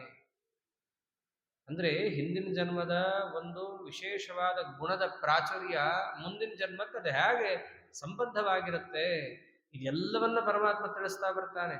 ಇದನ್ನೆಲ್ಲ ತಿಳಿಸ್ತಾ ಈ ಗುಣಗಳ ಬಂಧನಕ್ಕೆ ಸಿಲುಕಿ ಒಂದಲ್ಲ ಒಂದು ರೀತಿಯಾದಂತಹ ಆಸೆ ಆಕಾಂಕ್ಷೆಗಳನ್ನು ತುಂಬಿಕೊಂಡು ಮಾಡಬೇಕಾದ ಕೆಲಸಗಳನ್ನು ಅವನು ಮರೆತು ಪುನಃ ಪುನಃ ಸಂಸಾರದ ಸಮುದ್ರದಲ್ಲಿ ಡುಂಕಿ ಹೊಡಿತಿರ್ತಾನೆ ಹೊರತು ಎದ್ದು ಬರಬೇಕು ಅನ್ನುವಂತಹ ಅವಕಾಶ ಅವನಿಗೆ ಸಿಗೋದೇ ಇಲ್ಲ. ಸ್ವಾಮಿ ನೀನೇ ಹಿಂಗನ್ಬಿಟ್ರೆ ನಮ್ಮ ಕಥೆ ಏನು? ಉಪದೇಶ ಕೇಳ್ತಿರೋದೇ ಸಂಸಾರದಿಂದ ಎದ್ದು ಬರ್ಲಕ್ಕಂತ, ದುಃಖದಿಂದ ಪೂರ್ಣ ಮೋಕ್ಷವನ್ನು ಪಡಿಲಿಕ್ಕೆ ಅಂತ. ನೀನೇ ಗುಣಬಂಧವನ್ನ ಜೀವರಿಗೆ ಹಾಕಿ ಅವರಿಗೆ ಬಂಧನದಲ್ಲೇ ಬಿದ್ದಿರು ಅಂತ ಹೇಳಿಬಿಟ್ರೆ, ಅಥವಾ ಬಂಧನವನ್ನ ನೀ ಬಿಡಿಸ್ಕೊಳ್ಳಕ್ ಆಗಲ್ಲ ಅಂತ ಬಿಟ್ರೆ ಹೇಗೆ? ಈ ಬಂಧನದಿಂದ ಬಿಡಿಸ್ಕೊಳ್ಳುವಂಥ ಉಪಾಯನೂ ನೀನೇ ಹೇಳ್ಬಿಡು ಅಂತ ಕೇಳ್ತಾನೆ. ಅದಕ್ಕೆ ಪರಮಾತ್ಮ ಅನೇಕ ಉಪಾಯಗಳನ್ನು ಹೇಳ್ತಾನೆ. ಉಪಾಯಗಳನ್ನು ಹೇಳಿ ಪ್ರಧಾನವಾದ ಉಪಾಯವನ್ನು ಅವನು ಹೇಳೋದೇನು? ಇಷ್ಟೇ ಮಾಡರ್ಜುನ, ಇಷ್ಟು ಮಾಡು. ಯಾವುದು? ಮಾಂಚಯೋ ವ್ಯಭಿಚಾರೇಣ ಭಕ್ತಿಯೋಗೇನ ಸೇವತೆ ಸಗುಣಾನ್ ಸಮತೀತ್ಯೈತಾನ್ ಬ್ರಹ್ಮಭೂಯಾಯ ಕಲ್ಪತೆ. ನನ್ನಲ್ಲಿ ಅವ್ಯಭಿಚಾರವಾದ ಭಕ್ತಿಯನ್ನ ನೀನು ಮಾಡಿದ ಪಕ್ಷದಲ್ಲಿ, ಬರೀ ಭಕ್ತಿ ಮಾಡಿದ್ದು ಅಂತ ದೇವರು ಹೇಳಲಿಲ್ಲ ಇಲ್ಲಿ. ದೇವರಲ್ಲಿ ಭಕ್ತಿ ಮಾಡಿಬಿಟ್ರೆ ಸಾಕು, ಯಾರು ಹೇಳಿದ್ದು ಸಾಕಂತ. ಆ ಭಕ್ತಿಯ ಹಿಂದೆ ಒಂದು ವಿಶೇಷಣವನ್ನಿಟ್ಟು ಹೇಳಿದ, ಅವ್ಯಭಿಚಾರೇಣ ಭಕ್ತಿ ಯೋಗೇನ. ಇದನ್ನೇ ವಾಯುಸ್ತುತಿಯಲ್ಲಿ ಹೇಳಿದ್ದು, ಗೋವಿಂದೇ ದೇವಭಕ್ತಿಂ. ಅಷ್ಟೇ ಅಲ್ಲ, ಭವತಿ ಚ ಭಗವನ್ ಊರ್ಜಿತಾಂ ನಿರ್ನಿಮಿತ್ತಾಂ ನಿರ್ವ್ಯಾಜಾಂ ನಿಶ್ಚಲಾಂ ಸದ್ಗುಣಗಳ ಬೃಹತಿ. 5 ಅಂಶಗಳನ್ನು ಸೇರಿಸಿದ್ದಾರೆ. ನಮ್ಮಲ್ಲಿರಬೇಕಾದ ಭಕ್ತಿ ಒಳ್ಳೆ ಭಕ್ತಿಯಾಗಿ ನಮಗೆ ತಾರಕ ಆಗಬೇಕಾದರೆ ದೇವರದೆಲ್ಲ ಸಂಗ್ರಹ ಮಾಡಿ ಒಂದೇ ಶಬ್ದದಲ್ಲಿ ಹೇಳಿದ, ಅವ್ಯಭಿಚಾರೇಣ ಅಂತಂದ್ರೆ. ಅವ್ಯಭಿಚಾರೇಣ ಅಂತಂದ್ರೆ ಇಷ್ಟೇ ಅರ್ಥ, ಏನೋ ಒಂದು ಮನಸ್ಸಿನಲ್ಲಿ ತುಂಬಿಕೊಂಡು ಮಾಡುವ ಭಕ್ತಿ ಆಗಬಾರದು, ಅಥವಾ ಯಾವುದೋ ಒಂದು ನಿಮಿತ್ತದಿಂದಾಗಿ ಮಾಡುವ ಭಕ್ತಿ ಆಗಬಾರದು. ಈಗ ಯಾಕೆ ನೀನು ಬಂದು ಪ್ರದಕ್ಷಿಣೆ ಹಾಕ್ತಾ ಇದ್ದೀಯಾ, ನಾಳೆ ಎಕ್ಸಾಮ್ ಇದೆ, ಕಾಪಾಡ್ಬೇಕು ರಾಯರನ್ನ. ಅಥವಾ ಈಗ ಯಾಕೆ ಬಂದು ಪ್ರದಕ್ಷಿಣೆ ಹಾಕ್ತಾ ಇದ್ದೀರಿ, ನಿಮಗೆ ಯಾಕ್ರಿ ಅವೆಲ್ಲ, ಏನೋ ಇದೆ, ಹೇಳ್ಕೊಳಕ್ಕಾಗದೇ ಇರುವಂತಹ ಕೆಲವೊಂದು ಅಂಶಗಳಿರ್ತವೆ. ಇದನ್ನೇ ಹೇಳಿರೋದು. ಊರ್ಜಿತಾಂ ನಿರ್ನಿಮಿತ್ತಾಂ ನಿರ್ವ್ಯಾಜಾಂ. ವ್ಯಾಜ ಯಾರದ್ದೋ ಬಲವಂತಕ್ಕೋ ಯಾವುದೋ ವ್ಯಾಜದಿಂದಲೋ ಆತ ಭಕ್ತಿಯನ್ನು ಮಾಡೋದಾಗಿದ್ದರೆ ಆ ಭಕ್ತಿ ನಮಗೆ ಉದ್ಧಾರಕ ಅಲ್ಲ. ಏನೋ ತಾತ್ಕಾಲಿಕವಾಗಿ ನಮಗೆ ಪೇನ್ ಕಿಲ್ಲರ್ ತರ ದೇವರು ಮಾಡ್ತಾನೆ, ಆದರೆ ಅದು ಉದ್ಧಾರಕ ಆಗಲ್ಲ. ಪೇನ್ ಕಿಲ್ಲರ್ ಯಾಕೆ ದೃಷ್ಟ ಅಂತ ಅಂದ್ರೆ ಮುಂದೆ ಎಲ್ಲೋ ಒಂದ್ ಕಡೆ ಹೊಡೆತ ಕೊಡುತ್ತದು. ಈಗೇನೋ ಸ್ವಲ್ಪ ಅವನಿಗೆ ನೋವು ಶಮನ ಆಗಿದೆ ಅಂತ ಅನಿಸಿದ್ರು ಕಾಲಾಂತರದಲ್ಲಿ ಈ ಮಾಡಿದಂತಹ ಕಾಮ್ಯ ಕರ್ಮದ ಏಟು ಬಿದ್ದೆ ಬೀಳುತ್ತೆ. ಅದಕ್ಕೆ ದೇವರಂದ, ಈ ಗುಣದ ಒಂದು ಬಂಧನದಿಂದ ನೀನು ಮುಕ್ತನಾಗಬೇಕಾದರೆ ಮುಖ್ಯವಾಗಿ ಅನುಷ್ಠಾನ ಮಾಡಬೇಕಾದಂತಹ ಅಂಶ ನನ್ನಲ್ಲಿ ಅವ್ಯಭಿಚರಿತವಾದ ಭಕ್ತಿ ಯೋಗ. ಅದನ್ನ ನೀನು ಮಾಡಿದ ಪಕ್ಷದಲ್ಲಿ, ಯಾಕೆ ಇದನ್ನ ಒತ್ತಿ ಹೇಳದ ಅಂತಂದ್ರೆ ಆ ಭಕ್ತಿ ನವವಿಧ ಇದೆ ಅಂತ ಹೇಳ್ತಾರೆ. ನವವಿಧ ಭಕ್ತಿಯನ್ನ ಆತ ಮಾಡಿದ, ಆದ್ದರಿಂದ ಆತ ಉದ್ಧಾರವನ್ನು ಕಾಣುತ್ತಾನೆ. ಹೀಗೆ ಆ ಗುಣತ್ರಯದಿಂದ ಮೋಕ್ಷವನ್ನು ಪಡೆಯುವ ವಿಚಾರವನ್ನು ಪರಮಾತ್ಮ ತಿಳಿಸ್ತಾ, ಇದೆಲ್ಲ ಗುಣತ್ರಯ ವಿಭಾಗ ಯೋಗದಲ್ಲಿ ಬರುವಂತಹದ್ದು. ಸರಿ, ಈ ಒಂದು ಗುಣಗಳಿಂದ ಬಿಡಿಸ್ಕೋಬೇಕು. ಹೇಗಿಟ್ಟಿದ್ದಾನೆ ದೇವರು ವಿಚಿತ್ರವಾಗಿ ಅಂದರೆ, ನೋಡು, ನಾನು ಈ ಜಗತ್ತನ್ನ ಸೃಷ್ಟಿ ಮಾಡಿದ್ದರ ಉದ್ದೇಶ ಇಷ್ಟಿದೆ. ಸಾಧನೆ ಮಾಡ್ಕೊಳ್ಳೋಕ್ಕೆ ನಿಮಗೇನಾದರೂ ಕೂಡ ಪದಾರ್ಥ ಬೇಕು. ನೀವೆಲ್ಲ ಊರಿಗೆ ಜೀವರಾಗಿ ಯಾವ ಶರೀರನೂ ಇಲ್ಲದೆ ಒಂದೇ ಕಡೆ ಇದ್ದ ಪಕ್ಷದಲ್ಲಿ ಸಾಧನ ಶೂನ್ಯರಾದಾಗ ನಿಮಗೆ ನಿಮ್ಮ ಸ್ವರೂಪದಿಂದ ಇರುವಂತಹ ಆನಂದಾದಿಗಳನ್ನು ಪಡೆಯೋದು ಹೇಗೆ? ನಿಮ್ಮದೇ ಆನಂದವನ್ನು ನೀವು ಪಡಿಬೇಕಂದ್ರೂ ನಿಮಗೆ ಸಾಧನಗಳು ಬೇಕು. ಕೊಡೋದು ಯಾರು? ನಾನೇ. ನಾನು ಕೊಡದೆ ಆಗೋದು ಹೇಗೆ? ಅಂತಹ ಪದಾರ್ಥಗಳನ್ನು ನಾನು ಹೊರಗೆ ತಂದಾಗ ನೀವು ಅನಾದಿಯಾದ ಕಾಮಕರ್ಮಗಳನ್ನು ಮನಸ್ಸಿಗೆ ಹಚ್ಚಿಕೊಂಡು ಅಲ್ಲೇ ಆಸಕ್ತರಾಗಿದ್ದ ಪಕ್ಷದಲ್ಲಿ ಪುನಃ ಯಾವ ಪದಾರ್ಥ ನಿಮಗೆ ಉದ್ಧಾರ ಆಗಲಿ ಅಂತ ತನ್ನೋ ಅದೇ ಪದಾರ್ಥನೇ ನಿಮಗೇನಾಗ್ಬಿಡುತ್ತೆ, ಇನ್ನಷ್ಟು ಗಂಟಾಗ್ಬಿಡುತ್ತೆ. ಹಾಗಾಗಬಾರದು ಅನ್ನೋ ದೃಷ್ಟಿಯಿಂದ ಬರೀ ಪದಾರ್ಥವನ್ನಷ್ಟೇ ತರಲಿಲ್ಲ, ಆ ಪದಾರ್ಥದಿಂದ ಹೇಗೆ ಹೊರಗೆ ಬರಬೇಕು ಅನ್ನೋ ಅಂಶವನ್ನೂ ಕೊಟ್ಟೆ. ಭಾಗವತದಲ್ಲಿ ಅದಕ್ಕೇನೆ ಹೇಳ್ತಾರೆ, ಬ್ರಹ್ಮದೇವರಿಗೆ ಚತುಶ್ಲೋಕಿ ಭಾಗವತ ಕೊಟ್ಟಿದ್ದೇ ಬ್ರಹ್ಮದೇವರು ಸ್ವಾಮಿ ಸೃಷ್ಟಿ ಯಾಕೆ ಮಾಡಬೇಕು, ಮೊದಲೇ ಈ ಜೀವರು ಚಂಗಮಂಗ ಅಂತ ಹಾರಾಡ್ತಿರ್ತಾರೆ ಸಂಸಾರಕ್ಕಂತಂದ್ರೆ ಇನ್ನಷ್ಟು ಹೋಪ್ಲೆಸ್ ಆದಗಿ ಸೃಷ್ಟಿ ಮಾಡಿದವರು ಬ್ರಹ್ಮದೇವರು, ಅವರಿಂದ ನಾವು ಹಾಳಾದ್ವಿ ನನ್ನನ್ನೇ ಬೈಕೊಂಡ್ಬಿಟ್ಟಾರು, ಹಂಗಾಗಬಾರ್ದು, ನನ್ನನ್ಯಾಕೆ ಈ ಸೃಷ್ಟಿ ಕಾರ್ಯದಲ್ಲಿ ಹಚ್ತೀಯಾ ಅಂತಂದದ್ದಕ್ಕೆ ಬ್ರಹ್ಮದೇವರಿಗೆ ಪರಮಾತ್ಮ ಆಗಲೇ ಹೇಳ್ದ, ಇಲ್ಲ, ಸೃಷ್ಟಿ ಮಾಡೋದ್ರ ಜೊತೆ ಆ ಸೃಷ್ಟಿ ಬಂಧಕ ಆಗದಂತೆ ನೋಡ್ಕೊಳ್ಳುವಂತಹ ಜವಾಬ್ದಾರಿಯನ್ನು ನಿನಗೆ ಕೊಟ್ಟಿದ್ದೀನಿ. ಯಾವುದು? ಈ ತತ್ವಜ್ಞಾನ ಅಂತ ಒಂದು ಕೊಡು.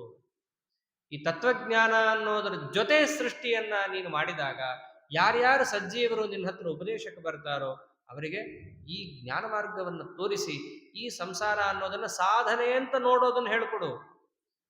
ಸಂಸಾರ ಹೇಯ ಹೇಯ ಅಂದ್ರೆ ಏನು, ಥೂ ಅಂತ ಬೈಕೊಂಡು ಓಡಾಡೋದಲ್ಲ. ಈ ಪದಾರ್ಥಗಳು ನಮ್ಮ ಒಂದು ಅಪರೋಕ್ಷ ಜ್ಞಾನಕ್ಕೆ ಸಾಧಕ, ನಮ್ಮ ಉದ್ಧಾರಕ್ಕೆ ಈ ಪದಾರ್ಥ ಇದೆ ಅಂದ್ರೆ ಯಾವ ಪದಾರ್ಥವನ್ನು ನೋಡಿದರೂ ನನ್ನ ಸ್ಮರಣೆ ಬರುವಂತೆ ನೀನು ಉಪದೇಶವನ್ನು ಮಾಡು. ಆಗ ಅವನಿಗೆ ಈ ಎಲ್ಲಾ ಪದಾರ್ಥಗಳು ಮೋಚಕ ಆಗುತ್ತೆ ಹೊರತು ಯಾವುದು ಬಂಧಕ ಆಗಲ್ಲ. ಅಂದ್ರೆ ಇಷ್ಟೇ ಪರಮಾತ್ಮ ಇಲ್ಲಿ ತಿಳಿಸ್ತಾ ಇರುವಂತಹದ್ದು. ನನ್ನನ್ನ ಮರೆತು ಏನಾದರೂ ಕೆಲಸ ಮಾಡಿದ್ರೆ ಅದು ಎಂಥ ವೇದಶಾಸ್ತ್ರ ಪ್ರತಿಪಾದ್ಯವಾದದ್ದೇ ಮೇಲ್ನೋಟಕ್ಕಾಗಿರುವಂತೆ ಯಾಕೆ ಅದು ಬಂಧಕನೇ. ನನ್ನನ್ನು ಮರಿಲಿಲ್ಲ, ನೆನಪು ಮಾಡ್ಕೊಳ್ತಿದ್ದ. ಅವನು ಏನೇ ಕೆಲಸ ಮಾಡಿದರೂ ಕೂಡ ಅದು ಯೋಗ್ಯನೇ, ಧರ್ಮನೇ, ಅದು ಮೋಚನೆನೇ. ಆಚಾರ್ಯರು ಕೂಡ ಇದನ್ನೇ ಹೇಳಿದ್ದು, ವೇದದಲ್ಲಿ ಇಂಥದ್ದು ಮಾಡು ಅಂತ ವಿಧಿ, ಇಂಥದ್ದು ಮಾಡಬೇಡ ನಿಷೇಧ. ಯಾಕೆ? ಸ್ಮರ್ತವ್ಯ ಸತತಂ ವಿಷ್ಣು ವಿಸ್ಮರ್ತವ್ಯೋ ನ ಜಾತುಚಿತ್ ಸರ್ವೇ ವಿಧಿ ನಿಷೇಧಾ ಸ್ಯುಃ ಏತಯೋರೇವ ಕಿಂಕರಾಃ. ಸಂಧ್ಯಾವಂದನೆ ಮಾಡು ಅಂತ ಹೇಳಿದೆ. ಹೋದ, 3 ಲೋಟ ಇಟ್ಕೊಂಡ, ಬರ ನೀರು ಕುಡಿದು ಮಾಡಿದೆ. ಅದು ಉದ್ದೇಶ ಅಲ್ಲ ಅದರದ್ದು. ಸಂಧ್ಯಾವಂದನೆಯ ಉದ್ದೇಶ ಭಗವಂತನ ಸ್ಮರಣೆ ಮಾಡೋದು ಅಂತ. ಅದರಂತೆ ಹೆಂಡ ಕುಡಿಬೇಡ ಅಂತಿದೆ. ನ ಸುರಾಂಬವೇ ನಾಪಣಾನ್ ನಮಶ್ನೀಯಾತ್ ಅಂತೆಲ್ಲ ಇದೆ. ಕೊಂಡ ಅನ್ನವನ್ನ ತಿನ್ನಬೇಡ ಇದೆ, ವೇದದಲ್ಲಿದೆ. ಹೋಟ್ಲಲ್ಲಿ ತಿನ್ಬೇಡ ಅಂತ ಹೇಳಿದೆ ವೇದದಲ್ಲಿ ಸ್ಪಷ್ಟವಾಗಿ. ಹೆಂಗೆ ಹೆಂಡ ಕುಡಿಬೇಡ ಅಂತ ಹೇಳಿದೆಯೋ ಹಂಗೆಲ್ಲ ಕೊಂಡ ಅನ್ನವನ್ನ ತಿನ್ನಬೇಡ ಅಂತ ಇವೆಲ್ಲ ಹೇಳಿದೆ ಶಾಸ್ತ್ರದಲ್ಲೇನೆ. ಯಾಕೆ ಹೇಳ್ತಾರೆ? ನೀನೇನಾದರೂ ಆ ಪದಾರ್ಥವನ್ನು ಸೇವಿಸಿದ ಪಕ್ಷದಲ್ಲಿ ನನ್ನನ್ನು ಮರಿತೀಯಾ? ಅದು ಮರೆಸುವಂತಹ ಅಂಶ. ಆದ್ದರಿಂದ ಅದನ್ನು ನಿಷೇಧ ಮಾಡ್ತಾ ಇದ್ದೇನೆ ನಾನು. ಅಂದ್ರೆ ನಿಷೇಧದ ಹಿನ್ನೆಲೆ ಅಥವಾ ವಿಧಿಯ ಹಿನ್ನೆಲೆ ಭಗವಂತನ ವಿಸ್ಮರಣೆ ಮಾಡಬಾರದು, ಭಗವಂತನ ಸ್ಮರಣೆಯೇ ನಿತ್ಯ ಕರ್ತವ್ಯ, ಈ ಅಂಶವನ್ನು ತಿಳಿಸೋದಷ್ಟೇ. ಅದಕ್ಕೋಸ್ಕರ ಈ ಎಲ್ಲಾ ಪದಾರ್ಥಗಳನ್ನ ತಂದಿರೋದು ನಿನ್ನ ಸಾಧನೆಗೋಸ್ಕರ. ಸಾಧನೆ ಯಾವಾಗ ಆಗತ್ತೆ? ನೀನದನ್ನು ಬಳಸ್ಕೊಳ್ಳೋ ರೀತಿಯಲ್ಲಿ ಬಳಸ್ಕೊಂಡಾಗ. ಇಲ್ಲದಿದ್ದರೆ ಈ ತ್ರಿಗುಣಗಳು ಅಂತ ಏನಿದ್ದಾವೆ ಅದರಿಂದ ಪುನಃ ಅದರಿಂದ ನಿರ್ಮಾಣವಾದದ್ದೇ ಈ ಎಲ್ಲ ಜಗತ್ತಾದ್ದರಿಂದ ಅದರ ಬಂಧನಕ್ಕೆ ನೀನು ಸಿಕ್ಕಾಕೊಳ್ತೀಯ. ಸಿಕ್ಕಾಕೋಬಾರದು ಅಂತಂದ್ರೆ ಮಾಂಚಯೋ ವ್ಯಭಿಚಾರೇಣ ಭಕ್ತಿಯೋಗೇನ ಸೇವತೆ, ನನ್ನಲ್ಲಿ ಮನಸ್ಸಿಟ್ಟು ನನ್ನ ಸ್ಮರಣೆಯನ್ನು ಮಾಡ್ತಾ, ನನ್ನಲ್ಲಿ ಮನಸ್ಸಿಟ್ಟು ಅಂದ್ರೆ ಎಲ್ಲರೂ ಮನಸ್ಸಿಡ್ತಾರೆ ದೇವರಲ್ಲಿ. ದುರ್ಯೋಧನಗೆ ಮನಸ್ಸಿರಲಿಲ್ಲ, ಫಸ್ಟ್ ಕ್ಲಾಸ್ ಆಗಿ ಮನಸ್ಸಿತ್ತು ಅವನಿಗೆ. ಹೇಗಿತ್ತು? ಇವನನ್ನ ಹೇಗಾದರೂ ಮಾಡಿ ದುಃಖಿಯನ್ನಾಗಿ ಮಾಡಬೇಕು ಅಂತ ಮನಸ್ಸಿತ್ತು. ಅದನ್ನು ಭಕ್ತಿ ಅಂತ ಕರೆಯಲ್ಲ, ಅದನ್ನು ದ್ವೇಷ ಅಂತ ಕರೀತಾರೆ. ಭಕ್ತಿ ಯಾವುದು? ಮಹಾತ್ಮ ಜ್ಞಾನಪೂರ್ವಕವಾಗಿ ಅವನಲ್ಲಿ ಮನಸ್ಸಿಡೋದು. ಅದನ್ನು ಮಾಡ್ತಿದ್ದವರು ಪಾಂಡವರು. ಮನಸ್ಸಿಡೋದು ಎಲ್ಲರೂ ಮಾಡುತ್ತಾರೆ, ಅದರ ಹಿನ್ನೆಲೆಯಲ್ಲಿರುವ ಜ್ಞಾನ ಎಂಥದ್ದು ಅದನ್ನು ನೋಡಿಕೊಂಡು ಅವರ ಉದ್ಧಾರವನ್ನ ಮತ್ತು ಬಂಧನಗಳಿಂದ ಮೋಚನವನ್ನ ಅವರು ಪಡ್ಕೋಬಹುದಾಗಿದೆ ಅಂತ ತಿಳಿಸಿದಾಗ ಆ ಜಗತ್ತಿನ ಬಗ್ಗೆ ಇಷ್ಟು ಪರಮಾತ್ಮ ಹೇಳಿದಾಗ ಜಗತ್ತು ಹೆಂಗಿದೆ ಅಂತ ಹೇಳ್ತಾನೆ. ಪರಮಾತ್ಮನ ವಿವರಣೆ ಜಗತ್ತಿಂದಂತೂ ಅತೀ ವಿಚಿತ್ರ. 15ನೇ ಅಧ್ಯಾಯದಲ್ಲಿ ಜಗತ್ತಂದ್ರೆ ಹೇಗೆ ಗೊತ್ತಾ ಅರ್ಜುನ? ಬಹಳ ಚೆನ್ನಾಗಿದೆ ನೋಡು. ಜಗತ್ತು ಅನ್ನೋದನ್ನ ಒಂದು ವೃಕ್ಷ ಅಂತ ತಿಳ್ಕೊ. ಆಯ್ತು ಸ್ವಾಮಿ, ವೃಕ್ಷ ಅಂತ ತಿಳ್ಕೊಂಡೆ. ಆದ್ರೆ ಈ ವೃಕ್ಷ ಆ ಥರ ಅಲ್ಲ, ಇದೊಂದು ವಿಚಿತ್ರ ಇದೆ. ವೃಕ್ಷಕ್ಕೆ ಬೇರು ಲೋಕದಲ್ಲಿ ಕೆಳಗಿದ್ರೆ ಇಲ್ಲಿ ಮೇಲಿರುತ್ತೆ, ಕಾಂಡಗಳು ಅದರಂತೆ ರೆಂಬೆ ಕೊಂಬೆಗಳೆಲ್ಲ ಮೇಲಿದ್ರೆ ಇಲ್ಲಿ ಕೆಳಗಿರುತ್ತೆ. ಈ ವೃಕ್ಷದಲ್ಲಿ ಬೇರೆ ವೃಕ್ಷದಲ್ಲಿ ಎಲೆಗಳು ಅಲ್ಲಾಡದಾಗ ಶಬ್ದ ಬಂದ್ರೆ ಈ ವೃಕ್ಷದಲ್ಲಿ ಶಬ್ದನೇ ಎಲೆ, ಶಬ್ದ ಬಿಟ್ಟು ಬೇರೆ ಎಲೆನೇ ಇಲ್ಲ. ಬೇರೆ ಕಡೆ ಎಲ್ಲ ಆದ್ರೆ ಬೇರೆ ಕೆಳಗಿದ್ರೆ ಕೆಳಗೆ ಹೋಗ್ತಿರುತ್ತೆ, ಮೇಲ್ ಬರಲ್ಲ. ರೆಂಬೆಗಳೆಲ್ಲ ಮೇಲಿದ್ರೆ ಮೇಲೇ ಇರುತ್ತೆ, ಕೆಳಗೆ ಬರಲ್ಲ. ಇಲ್ಲ ಹಂಗಲ್ಲ, ಮೇಲಿದ್ರು ಕೆಳಗೂ ಬರುತ್ತೆ, ಕೆಳಗಿದ್ರು ಮೇಲೂ ಹೋಗುತ್ತದು. ಸರಿ, ಇಷ್ಟೆಲ್ಲ ಮರ ಜಗತ್ತು ಇವೆಲ್ಲ ಹೇಳಿದೆಯಲ್ಲ, ಏನು ಮಾಡಬೇಕು? ಈ ಮರವನ್ನು ಕಡಿಬೇಕು. ಹೆಂಗ್ ಕಡಿಬೇಕು? ಮುಟ್ಟದೆ ಕಡಿಬೇಕು. ಆ ಎಲ್ಲ ಸ್ವಾರಸ್ಯವಾಗಿ ದೇವರು ಮಾತಾಡ್ತಾ ಇದ್ದಾನೆ. ಅದೇನೆ ಮೇಲೆ ಕೆಳಗೆ ಏನೇನು ಶಬ್ದಗಳನ್ನು ಹೇಳ್ತಾ ಇದ್ದಾನಲ್ಲ, ಬಹಳ ಸ್ವಾರಸ್ಯನೇ. ಊರ್ಧ್ವ ಮೂಲಂ ಅಧಶಾಖಂ ಅಶ್ವತ್ಥಂ ಪ್ರಾಹುರವ್ಯಯಂ ಛಂದಾಂಸಿ ಯಸ್ಯ ಪರ್ಣಾನಿ ಯಸ್ತಂ ವೇದ ಸ ವೇದವಿತ್. ಈ ಜಗತ್ತಿಗೆ ಮೂಲ ಎಲ್ಲಿದೆ ಗೊತ್ತೇನು? ಮೇಲಿದೆ. ಅಂದ್ರೆ ಮೇಲೆ ಅಂದ್ರೇನು? ಯಾರು ಎಲ್ಲರಿಗಿಂತ ಉತ್ಕೃಷ್ಟನಾಗಿದ್ದಾನೋ ಅವನೇ ಜಗತ್ತಿಗೆ ಮೂಲ. ಅಧಶಾಖಂ ಅಶ್ವತ್ಥಂ ರಾಹುರ. ಅಶ್ವತ್ಥಂ ಇವತ್ತಿದ್ದಂಗೆ ನಾಳೆ ಇರಲ್ಲ. ಅದು ಇವತ್ತೊಂಥರ ಇರುತ್ತೆ, ನಾಳೆ ಒಂಥರ ಇರುತ್ತೆ. ಅಂತಹ ಮರವನ್ನ ನೀನು ಮುಟ್ಟದೆ ಕಡಿಬೇಕು ಅಂದ್ರೇನು? ಅಸಂಗ ಶಸ್ತ್ರೇಣ ದೃಢೇನ ಛಿತ್ವ. ಅಸಂಗ ಶಸ್ತ್ರದಿಂದ ಈ ಮರವನ್ನು ನೀನು ಕಡಿಬೇಕು. ಕಡಿಯೋದು ಅಂದ್ರೆ ಏನು? ಈ ಜಗತ್ತು ಮತ್ತು ಪರಮಾತ್ಮ ಇಬ್ಬರು ಬೇರೆ ಇದ್ದಾರೆ ಅಂತ ತಿಳ್ಕೋಬೇಕು. ಛೇದನೆ ಮಾಡಿದಾಗ ಎರಡಾಗತ್ತೆ. ಈ ಜಗತ್ತು ಪರಮಾತ್ಮನಿಂದ ನಿಯಂತ್ರಿತವಾದದ್ದು, ಅವನಿಂದ ಈ ಜಗತ್ತು ಬಲವನ್ನು ಪಡಿತಾ ಇದೆ. ಆ ಒಂದು ಸಾರವಾದ ಪದಾರ್ಥ ಏನಿದೆಯೋ ಅದನ್ನು ನಾನು ಕಾಣಬೇಕು. ಯಾವಾಗ ಈ ದೇವರೇ ಜಗತ್ತು ಅಂತ ನೀನು ನೋಡ್ತೀಯೋ ಅವಾಗ ನೀನು ದೇವರನ್ನ ಯಾಕೆ ಅನುಸರಿಸ್ಬೇಕು? ಜಗತ್ತನ್ನೇ ಅನುಸರಿಸ್ಬೋದು. ಬೇಸಿಕ್ ಮ್ಯಾಥಮೆಟಿಕ್ಸ್, ದೇವರು ಇಸ್ ಈಕ್ವಲ್ ಟು ಜಗತ್ತು. ದೇವರನ್ನ ಯಾಕೆ ಹಿಡಬೇಕು? ಜಗತ್ತನ್ನೇ ಹಿಡಿತೀನಿ. ಆದ್ದರಿಂದ ದೇವರೇ ಜಗತ್ತಾಗಲ್ಲ. ಮತ್ತಿನ್ಯಾರು? ಅಸಂಗ ಶಸ್ತ್ರೇಣ ದೃಢೇನ ಚಿತ್ವ, ಜಗತ್ತಿನ ಒಳಗೆ ಇದ್ದಾನೆ, ಯಾರಿಗೂ ಗೊತ್ತಾಗ್ತಾ ಇಲ್ಲ, ಅದನ್ನ ನೀನು ನಿನ್ನ ವಿವೇಕದಿಂದ ಬೇರ್ಪಡಿಸಿಕೋ. ಸಾರವಾದ ಪದಾರ್ಥ ಯಾವುದು ಅದನ್ನು ಹುಡುಕೋ. ಹಾ, ಸಾರವಾದ ಪದಾರ್ಥ ಸಿಕ್ಕಿದಾಗ ಓ ದೇವರು ಅಂತ ಒಬ್ಬ ಇದ್ದಾನೆ, ಅವನನ್ನೇನು ಮಾಡಬೇಕು? ತತಃ ಪರಂ, ಆಮೇಲೆ ತತ್ ಪರಿಮಾರ್ಗಿತವ್ಯಂ, ಅವನನ್ನು ಹುಡುಕೊಂಡು ಹೋಗು. ಹುಡುಕೊಂಡು ಹೋಗು ಅಂದ್ರೆ ಹೋದಲ್ಲೆಲ್ಲ ಹೆಂಗೆಂಗೋ ಯಾರ್ಯಾರನೋ ಕೇಳ್ಕೊಂಡು ಹೋದ್ರೆ ಸಿಗಲ್ಲ. ಯಾರನ್ನ ಕೇಳಬೇಕು ಅವರನ್ನ ಕೇಳು, ಅವ್ರು ಹೇಳ್ತಾರೆ ನಿನಗೆ ಅವನ ವಿಚಾರ. ಅಂದ್ರೇನು? ಜ್ಞಾನಿಗಳ ಹತ್ರ ಹೋಗಿ ಅವರ ಉಪಸತ್ತಿಯನ್ನು ಮಾಡಿದಾಗ ನಿನಗೆ ಅವನ ವಿಚಾರ ಗೊತ್ತಾಗುತ್ತೆ. ಅದನ್ನ ಕೇಳಿ ಬಿಟ್ಟುಬಿಡೋದಲ್ಲ, ಕೇಳಿ ಮನನ ಮಾಡು, ಧ್ಯಾನ ಮಾಡು. ಅವನನ್ನು ಧ್ಯಾನ ಮಾಡಿ ಕಂಡಾಗ ಯಸ್ಮಿನ್ ಗತಾ ನ ನಿವರ್ತಂತಿ ಭೂಯಃ, ಅವನನ್ನು ಒಂದು ವೇಳೆ ನೀನು ಕಂಡು ವಾಪಸ್ ನೀ ಬರಲ್ಲ. ಸಾಮಾನ್ಯ ಹಾಗೆ ತಾನೆ, ಮಕ್ಕಳನ್ನ ಒಳ್ಳೆ ಜಗಕ್ಕೆ ಕರ್ಕೊಂಡು ಹೋಗ್ಬಿಟ್ರೆ ಅವುಗಳಲ್ಲಿ ಆನಂದವಾಗಿರ್ತವೆ, ವಾಪಸ್ ಕರ್ಕೊಂಬರ್ತೀನಿ ಅಂದ್ರೆ ಅಳ್ತಾರೆ. ಮಕ್ಕಳು ಆಗಿರುತ್ತೆ. ಹಾಗೆ ಸಾಮಾನ್ಯ ಮಕ್ಕಳೇನೆ ಒಂದು ಉತ್ಕೃಷ್ಟ ಪದಾರ್ಥವನ್ನ ಕಂಡಾಗ ನಾನು ಇದನ್ನು ಬಿಟ್ಟು ಬರಲ್ಲ, ಇದು ಬೇಕೇ ಬೇಕು, ಯಾಕೆ ನನ್ಗೆ ಎಳ್ಕೊಂಡು ಹೋಗ್ತಿದ್ದೀರಿ ಅಂತ ಹೇಗಂತಾರೋ, ಅಂತಹ ಜಗತ್ನಲ್ಲೇ ಸರ್ವೋತ್ಕೃಷ್ಟ ಪದಾರ್ಥವನ್ನ ನೀ ಕಂಡಿ ಅಂತಂದ್ರೆ ನಿನಗೆ ಬೇರೆ ಪದಾರ್ಥಗಳು ಎದುರಿಗೆ ಇದ್ದು ನರ್ತನ ಮಾಡ್ತಿದ್ರು ನಿನಗೆ ಅದ್ರ ಬಗ್ಗೆ ಯಾವುದೇ ರೀತಿಯಾದ ಮನಸ್ಸು ಹೋಗೋದಿಲ್ಲ. ತತ್ವಜ್ಞಾನಿಗಳಿಗೆ ಯಾಕೆ ಮಹತ್ವ ಅಂದ್ರೆ ಇದಕ್ಕೆ ಮಹತ್ವ. ಇಂದ್ರಾದಿಗಳಿಗೆ ಯಾಕೆ ದೇವರು ಕೊಟ್ಟಿದ್ದು ಸ್ವರ್ಗಾಧಿಪತ್ಯ? ಉಪನಿಷತ್ತಲ್ಲಿ ಬರುತ್ತೆ ಈ ಕಥೆ. ಇಂದ್ರದೇವರಿಗೆ ಸ್ವರ್ಗಾಧಿಪತ್ಯ ಕೊಡ್ತಾನೆ. ಇಂದ್ರದೇವರು ಯಾಕೆ ಬೇಕು ಸ್ವಾಮಿ? ದೊಡ್ಡ ಪರೋಕ್ಷ ಜ್ಞಾನಿಗಳು. ಇಂದ್ರದೇವರೇನು ಸಾಮಾನ್ಯ ಅಲ್ಲ. ದೇವರಂತ ನನಗೋಸ್ಕರ ನೀನು ತಗೋಬೇಕು, ನಿನ್ನ ಎದುರಿಗೆ ಅಪ್ಸರಾ ಸ್ತ್ರೀಯರು ನರ್ತನ ಮಾಡ್ತಾರೆ ನೋಡ್ಬೇಕು, ದೇವರ ಆದೇಶ ಅವರಿಗೆ. ಪರಮಾತ್ಮನ ಆದೇಶವನ್ನು ಪಾಲನೆ ಮಾಡಕ್ ಸ್ವರ್ಗಾಧಿಪತ್ಯ ತಗೊಂಡಿದ್ದವರು. ಇವೆಲ್ಲ ಉಪನಿಷತ್ತಲ್ಲಿ ಬರುತ್ತೆ. ಅವ್ರಿಗೇನೋ ಭೋಗಕ್ಕೋ ಅವ್ರಿಗೇನೋ ಅಪೇಕ್ಷೆ ಇದೆ ಅಂತನೋ ಅವ್ರು ತಗೊಂಡಿದ್ದಲ್ಲ. ಸ್ವರ್ಗವನ್ನು ಕೊಟ್ಟಿದ್ದು ನೀನು ಭೋಗಿಸು ಅಂತ ಹೇಳಿ. ಭೋಗ ಮಾಡೋದು ಅವ್ರಿಗೇನು ದೇವರ ಆದೇಶ, ಅದಕ್ಕೆ ಮಾಡ್ತಿರೋದು. ಅಂಥ ವಿರಕ್ತ ಶಿಖಾಮಣಿಗಳವರು. ಅದಕ್ಕೆ ಸ್ವರ್ಗವನ್ನು ಕಳ್ಕೊಂಡ್ರೆ ಅವ್ರು ಏನಂತಾರೆ ಗೊತ್ತೇನು? ನಾನು ಇಷ್ಟು ದಿವಸ ಏನು ಭೋಗ ಮಾಡಬೇಕಿತ್ತು ಅದು ತಪ್ಪೋಯ್ತು ಅಂತ ಅನ್ನಲ್ಲ, ಅಂದಿದ್ದೇನು ನೀನು ನನಗೆ ವಹಿಸಿದ ಜವಾಬ್ದಾರಿಯಿಂದ ವಂಚಿತನಾಗಿದ್ದೇನೆ ಸ್ವಾಮಿ, ಅದಕ್ಕೆ ನನಗೆ ಸ್ವರ್ಗ ತಂದುಕೊಡು. ಯಾಕೆ ನೀನು ನನ್ನ ಜವಾಬ್ದಾರಿ ಕೊಟ್ಟಿದ್ದೀಯ, ಅದನ್ನು ನೋಡ್ಕೊಳ್ಳೋದು. ಇದೆಲ್ಲ ಅಲ್ಲಿ ಇರುವಂತಹ ಆಂತರ್ಯ ಇದೆಲ್ಲ ಬಿಟ್ಬಿಟ್ಟು ಇಂದ್ರದೇವರನ್ನ ಏನು ಹುಚ್ಚ ಬಟ್ಟೆ ಚಿತ್ರಣ ಮಾಡೋದು ಆಗೋಗಿದೆ. ಅಸಮರ್ಥರು. ಸ್ವರ್ಗದ ಮೇಲೆ ಬಹಳಷ್ಟು ಆಸೆ. ನಮಗೆ ನಮ್ಮ ಮನೆಯ ಮೇಲೆ ಅಷ್ಟು ಆಸೆ ಇಲ್ಲ ರೀ, ಸ್ವರ್ಗದ ಮೇಲೆ ಎಷ್ಟು ಆಸೆ ಇದೆ ನೋಡ್ರಿ ಅವ್ರಿಗೆ. ಈಗೆಲ್ಲ ಮಾತಾಡಬಾರ್ದು. ಮನೋ ಅಭಿಮಾನಿ ದೇವತೆಗಳು ಅವರೆಲ್ಲ. ಅವ್ರಿಗೇನು ಆಸೆ ಇರುದ್ರಿ ಅಂಥ ಪಟ್ಟಕ್ಕೆ ದೇವರು ತಂದು ಕೂಡಿಸ್ಬೇಕಂದ್ರೆ ಇಂಥ ಲೋ ಲೆವೆಲ್ ಚಿಂತನೆ ಮಾಡೋರನ್ನು ದೇವರು ಕೂಡಿಸ್ದಾದ್ರೆ ದೇವರಿಂದ ದಡ್ಡ ಆಗ್ಬೇಕಾಗತ್ತೆ. ಹಾಗಿಲ್ಲ ಅಲ್ಲಿ ತತ್ವ. ಆ ರೀತಿಯಾಗಿ ಆ ಪರಮಾತ್ಮನ ಒಂದು ವಿಶೇಷವಾದ ಒಂದು ಆದೇಶವನ್ನು ಪಾಲಿಸ್ಲಿಕ್ಕಂಥ ಸ್ಥಾನದಲ್ಲಿ ಅವರಿರೋದು. ಎದುರಿಗೆ ಭೋಗ ಅಂತಿದ್ರೆ ಅದು ಆದೇಶ ರೂಪವಾದ ಭೋಗ ಅಷ್ಟೇ ಅವರಿಗೆ. ಹೀಗೆ ಆ ದೇವತೆಗಳ ವಿಚಾರವೆಲ್ಲ ನಮಗಿಲ್ಲಿ ಗೊತ್ತಾಗುವಂತಹದ್ದು. ಹಾಗೆ ಆ ಪರಮಾತ್ಮನಂತಹ ಉತ್ಕೃಷ್ಟ ವಸ್ತು ಎದುರಿಗಿದ್ದಾಗ ಆ ದೇವತೆಗಳಿಗೆ ಎದುರುಗಡೆ ಯಾರು ಅಪ್ಸರಾಸ್ತ್ರೀಯರು ಕೊಡಿದ್ರು ಅಲ್ಲಿ ಲಕ್ಷ್ಯ ಇರಲ್ಲ ಅವರಿಗೆ. ನೋಡ್ಬೇಕು ಅಷ್ಟೇ. ಆದರೆ ಅವ್ರಿಗೆ ಪರಮಾತ್ಮನ ನೋಡಿರ್ತಾರಲ್ಲ, ಅವ್ರಿಗೆ ಅಲ್ಲೇ ಲಕ್ಷ್ಯ ಇರುತ್ತೆ. ಯಸ್ಮಿನ್ ಗತ ನ ನಿವರ್ತಂತಿ ಭೂಯಃ. ದೇವರನ್ನು ನೋಡಿದ್ಮೇಲೆ ಅವ್ರಿಗೆ ಬೇರೆ ಯಾವುದೂ ಬೇಕಾಗಲ್ಲ. ಅಂಥ ದಿವ್ಯ ವಸ್ತು ಅವನು. ಅವನನ್ನು ನೀ ತಿಳ್ಕೋಬೇಕು, ಬೇರೆದನ್ನು ತಿಳ್ಕೊಂಡ್ರಾಗಲ್ಲ. ಬೇರೆ ದೇವರನ್ನ ಯಾಕೆ ತಿಳ್ಕೋಬಾರ್ದು?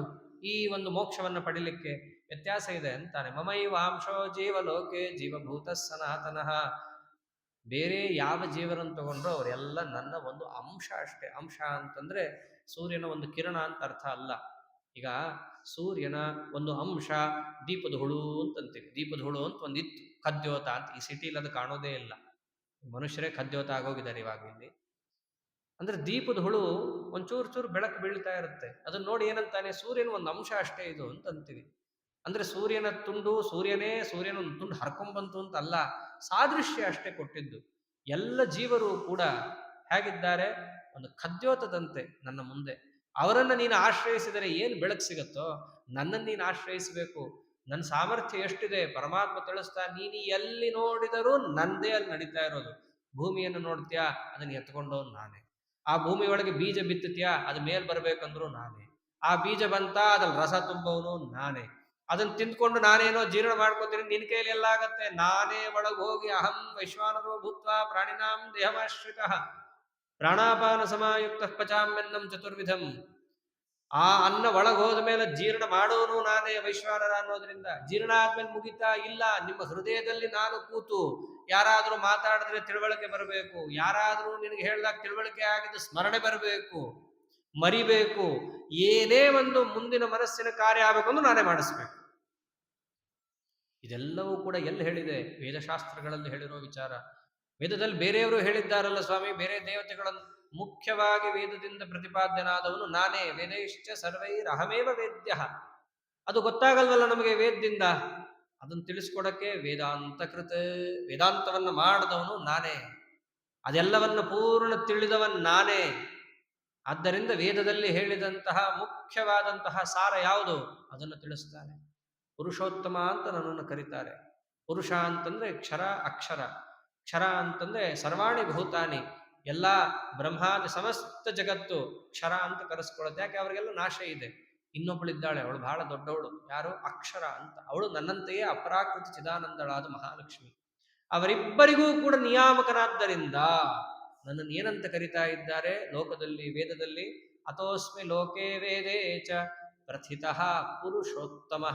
ನನ್ನನ್ನು ಅದಕ್ಕೆ ಪುರುಷೋತ್ತಮ ಅಂತ ಕರೆಯೋದು. ಪುರುಷ ಉತ್ತಮ ಅಂದ್ರೆ ಗಂಡಸರಿಗಿಂತ ಚೆನ್ನಾಗಿರೋನು, ಸಪ್ತಮಿ ತತ್ಪುರುಷ. ಅಲ್ಲ ಅಲ್ಲ. ಪುರುಷೋತ್ತಮ ಅಂತಂದ್ರೆ ಕ್ಷರಾಕ್ಷರ ಸಮಸ್ತ ಜಗತ್ತಿಗೂ ಕೂಡ ನಿಯಾಮಕ ಅಂತ ಅರ್ಥ. ಈ ಜ್ಞಾನ ಎಲ್ಲರಿಗೂ ಬರೋಲ್ಲ. ಯಾರು ಸಾತ್ವಿಕರೋ, ಯಾರು ದೈವೀ ಸಂಪತ್ತನ್ನು ಹೊಂದಿರ್ತಾರೋ ಅವರಿಗೆ ಮಾತ್ರ ಈ ಜ್ಞಾನ ಬರುತ್ತೆ. ಇದನ್ನೇ 16ನೇ ಅಧ್ಯಾಯದಲ್ಲಿ ತಿಳಿಸ್ತಾನೆ. ಆಸುರಿ ಸಂಪತ್ತಿರೋರಿಗೆ ಇದು ಏನು ಮಾಡಿದ್ರು ಬರಲ್ಲ. ಅವನ ಮುಂದೆ ನಾನೇ ಹೋಗಿ ಉಪದೇಶ ಮಾಡೋದಲ್ಲ, ನನ್ನ ರೂಪ ತೋರಿಸಿದ್ರು ಅವ್ರಿಗೆ ಗೊತ್ತಾಗಲ್ಲ.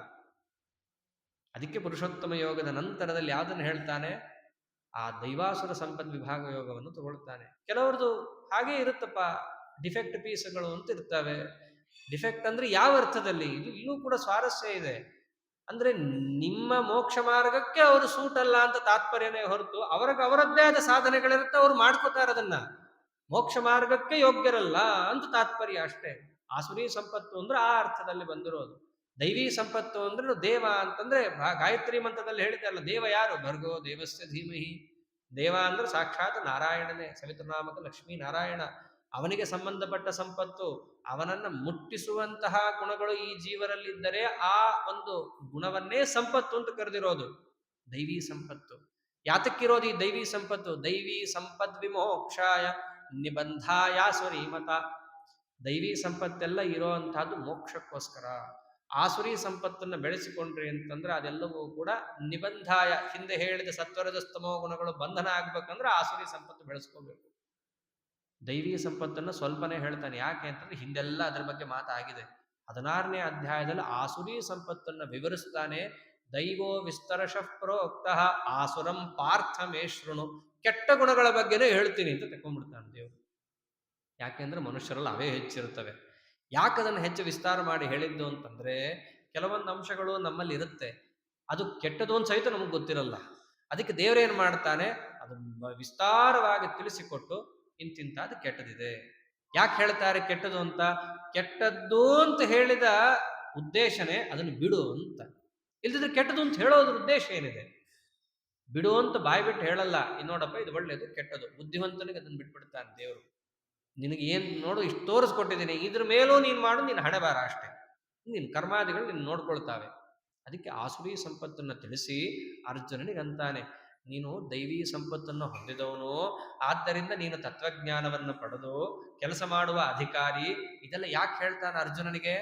ಅರ್ಜುನ ಪ್ರಶ್ನೆ ಕೇಳಿರ್ತಾನಲ್ಲ, ನಾವು ಪಾಪ ಮಾಡ್ತಿದ್ದೀವೇನೋ, ನಮ್ಮಲ್ಲಿ ತಮೋಗುಣ ಹೆಚ್ಚಾಗಿದೆಯೇನೋ, ಆದ್ದರಿಂದ ನಮ್ಗೆ ಯುದ್ಧ ಮಾಡಿ ಎಲ್ಲರನ್ನು ಕೊಲ್ಲಬೇಕು ಅನ್ನೋದು ಬಂದ್ಬಿಟ್ಟಿದೆಯೇನೋ ಅಂತೆಲ್ಲ ಮಾತಾಡಿರ್ತಾನಲ್ಲ.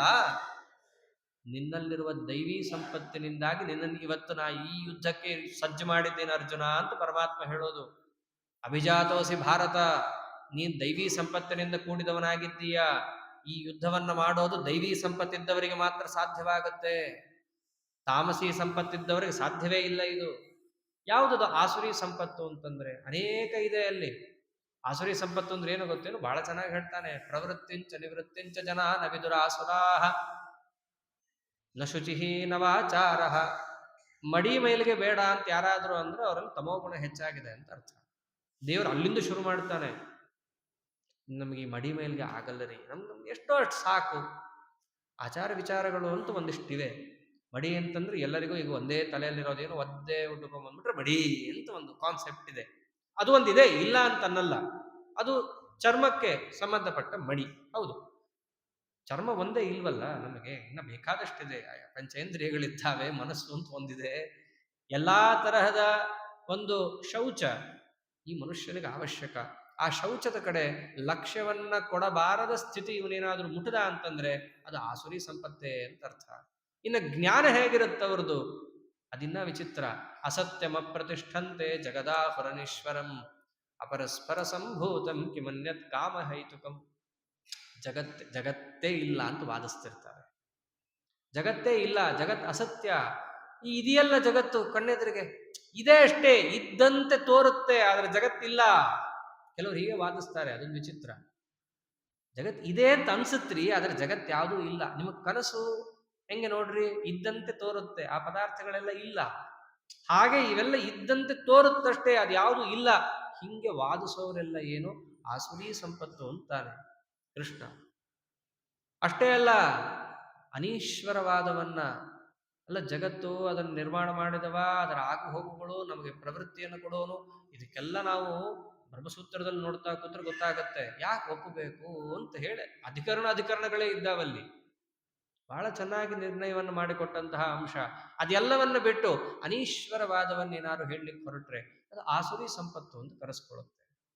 ಈಗೆಲ್ಲ ನಾನು ಆಸುರಿ ಅಂತಂದ್ರೆ ಈ ಸಿನಿಮಾದಲ್ಲಿ ತೋರಿಸಿರೋ ಹಾಗೆ ಬಹಳ ಕೆಟ್ಟದು, ಕೊಳಕು, ತಲೆ ಮೇಲೆ 2 ಕೊಂಬು, ಹಾಗೆ ಅಲ್ಲ. ಆಸುರಿ ಸಂಪತ್ತು ಅಂತಂದ್ರೆ ಬೇರೇನಲ್ಲ, ಪರಮಾತ್ಮನನ್ನ ಮರೆತು ಇರುವಂತಹ ಗುಣಗಳೇ ಆಸುರಿ ಸಂಪತ್ತು ಅಂತ ಅಷ್ಟೇ. ಇವೆಲ್ಲ ಅಂಶಗಳೇನೇನಿದ್ದಾವಲ್ಲ, ಈ ಅಂಶಗಳನ್ನ ಯಾಕೆ ತಿಳಿಸಿದ್ದು, ಬಿಡಕ್ಕೆ ತಿಳಿಸಿದ್ದು. ಹೀಗೆ ಆ ದೈವಾಸುರ ಸಂಪತ್ತನ್ನ ತಿಳಿಸ್ತಾ ಕಡೆಗೆ ಆ ದುರ್ಗುಣಗಳನ್ನ ವರ್ಣನೆ ಮಾಡಿ ಮಾಡಿ ಮಾಡಿ ಎಷ್ಟು ಹೇಳ್ಬಿಡ್ತಾನೆ ಅಂದ್ರೆ, ಅರ್ಜುನ ಆಯ್ತು ಇಷ್ಟೆಲ್ಲ ದುರ್ಗುಣಗಳು ಇದ್ದಾವೆ, ಮೇನ್ ದುರ್ಗುಣಗಳನ್ನ ಹೇಳ್ಬಿಡು, ನಾವು ಬಿಡಕ್ಕೆ ಆ ಮೇನ್ ಹೇಳ್ಬಿಡು, ಯಾವ್ದನ್ನ ಬಿಟ್ರೆ ಎಲ್ಲವನ್ನು ಬಿಟ್ಟಂತ ಆಗತ್ತೆ ಅದನ್ನ ಹೇಳು. ಪರಮಾತ್ಮ ಅಂದ, ಹಾಗಿದ್ರೆ ಹೇಳ್ತೀನಿ ಕೇಳು. ತ್ರಿವಿಧಂ ನರಕಸ್ಯೇದಂ ದ್ವಾರಂ ನಾಶನಮಾತ್ಮನಃ. 3 ದುರ್ಗುಣಗಳಿತ್ತು ಅಂತಂದ್ರೆ ಸೀದಾ ನರಕಕ್ಕೆ ಹೋಗಿ ಬೀಳ್ತೀಯ, ಅದನ್ನು ಬಿಡಬೇಕು. ಯಾವುದು? ಕಾಮಃ, ಕ್ರೋಧಃ ತಥಾ ಲೋಭಃ. ಒಂದು ದುಷ್ಟ ಕಾಮನೆಗಳು, ಇನ್ನೊಂದು ಸಜ್ಜನರಲ್ಲಿ ಮಾಡುವಂತಹ ಕೋಪ ಅಥವಾ ಸತ್ಕರ್ಮಾದಿಗಳಲ್ಲಿ ಮಾಡುವ ಕೋಪ, ಆಮೇಲೆ ಲೋಭ.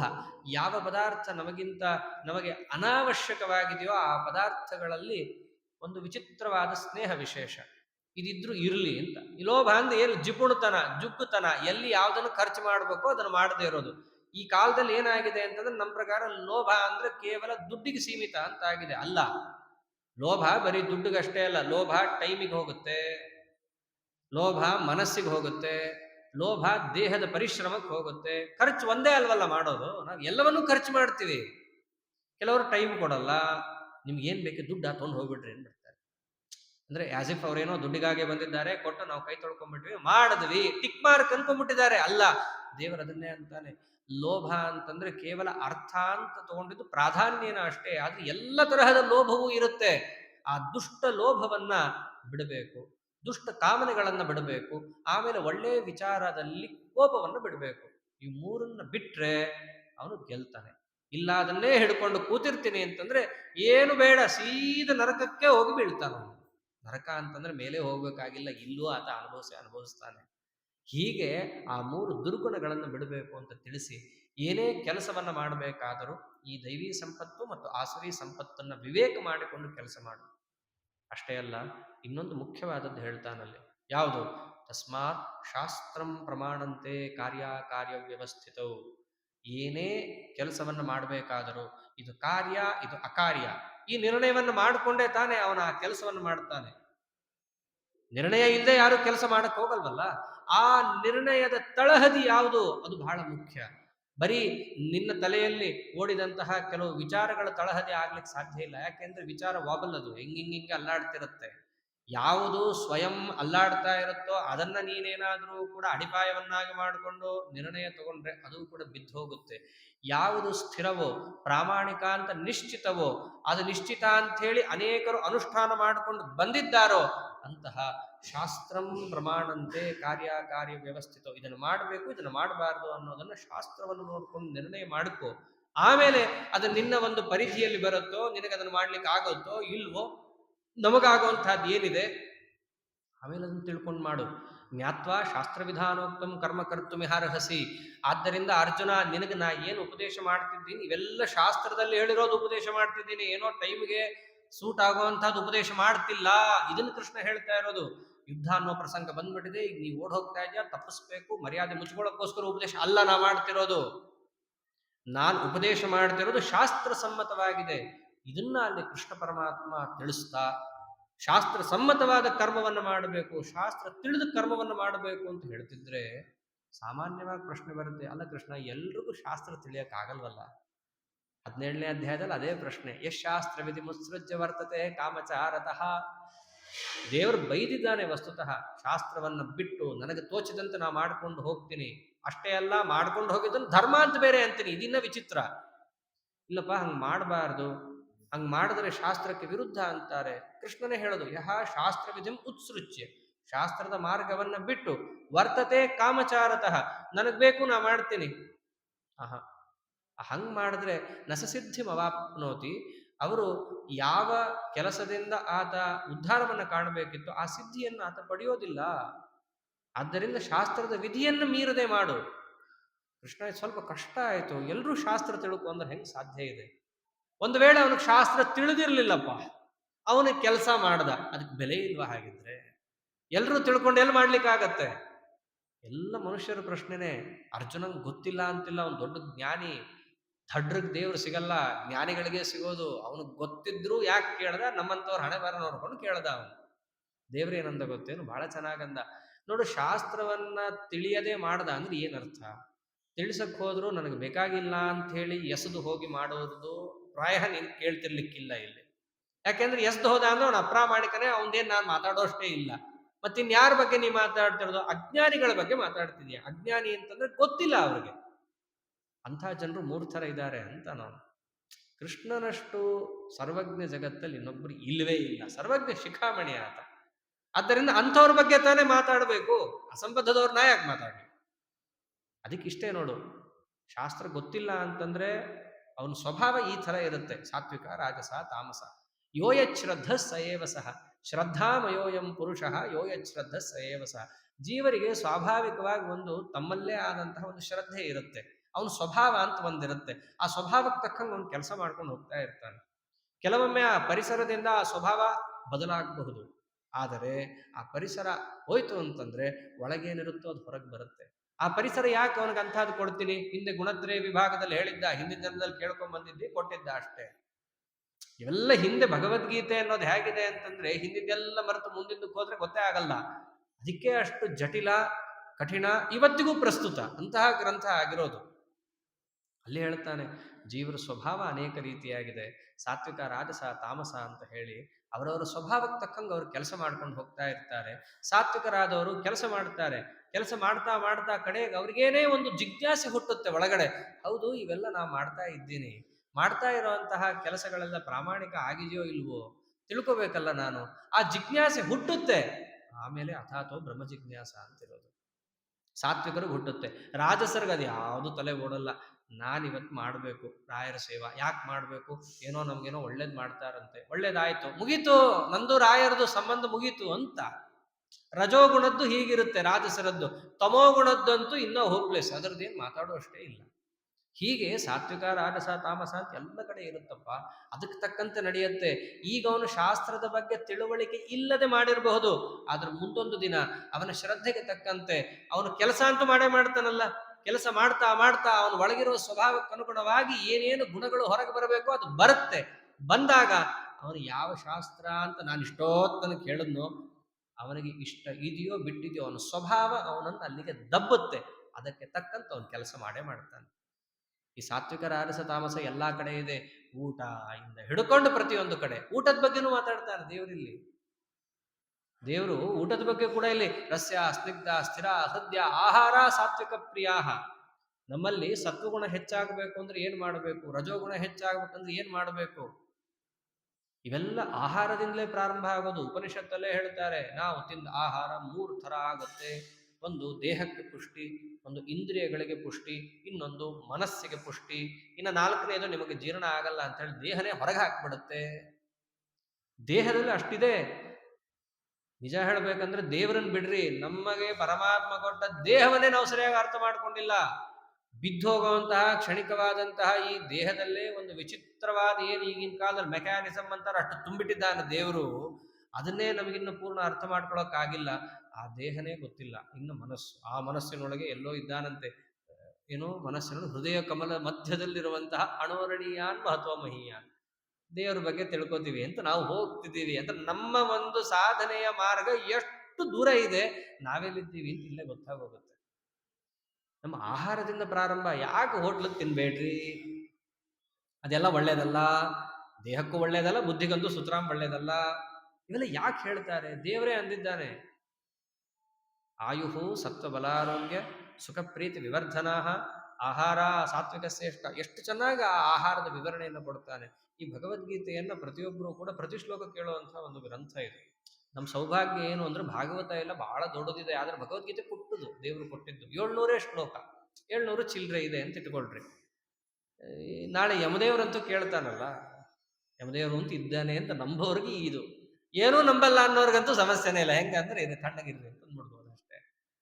ಕೇಳ್ತಾನಲ್ಲ ಅವನು, ಏನು ಮಾಡ್ದಿ, ಮನುಷ್ಯ ಜನ್ಮ ಅಂತ ಕೊಟ್ಟೆ, ಕಿವಿ ಕೊಟ್ಟಿದ್ದೀನಿ, 2 ಬೇರೆ ಕೊಟ್ಟಿದ್ದೀನಿ, ಸ್ಟೆಪ್ನಿ, ಒಂದು ಹೋದ್ರೆ ಒಂದು ಇರ್ಲಿ ಅಂತ. ಏನ್ ಕೇಳಿದಿ? ಇನ್ನೊಬ್ರದ್ದು ಹರಟೆ, ಚಾಡಿ, ಅಥವಾ ಕೆಲವು ಬರುತ್ತಲ್ಲ ನಮ್ಮ ಆತ್ಮಕ್ ಸಹಿತ ಕೇಳಲಿ ಅಂತ ಹೇಳಿ ಕಿವಿ ಒಳಗೆ ಚುಚ್ಚಿಕೊಳ್ಳುವಂತಹ ಕೆಲವು ಸಾಧನ ವಿಶೇಷಗಳಿದ್ದಾವೆ. ಅದನ್ನ ಯಾತಕ್ಕೆ ಆ ಕಿವಿ ಇದೆ?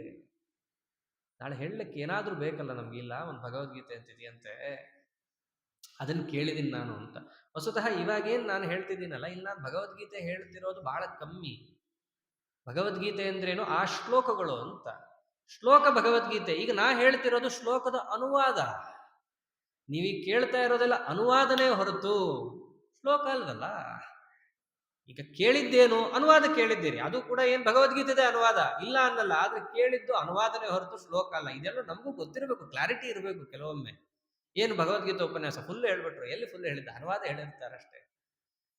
ನಾಳೆ ಹೇಳಲಿಕ್ಕೆ ಅದು ಬೇಕಲ್ಲ. ನಿಜವಾಗಿಯೂ ಆ ಶ್ಲೋಕಗಳು ನಮ್ಮ ಕಿವಿಗೆ ಹೋಗಬೇಕು. ಅದು ಔಷಧ, ನಮ್ಮ ಮನಸ್ಸಿನ ಮೇಲಿರೋ ಕೊಳೆಯನ್ನು ತೊಳೆಯುವಂತಹ ಔಷಧ.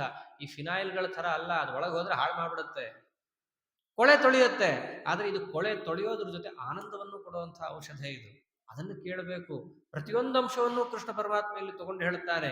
ಹೀಗೆ ಆ ಸಾತ್ವಿಕ, ರಾಜಸ, ತಾಮಸ ಎಲ್ಲವನ್ನೂ ಕೂಡ ಪರಮಾತ್ಮ ನಿರ್ವಚನವನ್ನು ಮಾಡಿ ಕಡೆಯಾಗ ಅರ್ಜುನನಿಗಂತಾನೆ, ನೋಡು, ಈ ಕರ್ಮದಲ್ಲಿ ಸಾತ್ವಿಕ, ರಾಜಸ, ತಾಮಸ ಎಲ್ಲವೂ ಇದ್ದಾವಲ್ಲ, ಯಾವ ಕೆಲಸವನ್ನು ಮಾಡ್ಬೇಕಂದ್ರೂ 3 ಅಂಶವನ್ನು ನೆನಪಿಟ್ಕೊಂಡ್ಬಿಡು ಅಂತಾನೆ. ಯಾವುದು? ಓಂ ತತ್ಸದಿತಿ ನಿರ್ದೇಶ ಬ್ರಹ್ಮಣಸ್ತ್ರಿವಿಧ ಸ್ಮೃತ. ನನ್ನನ್ನ 3 ಹೆಸರುಗಳಿಂದ ಕರೀತಾರೆ.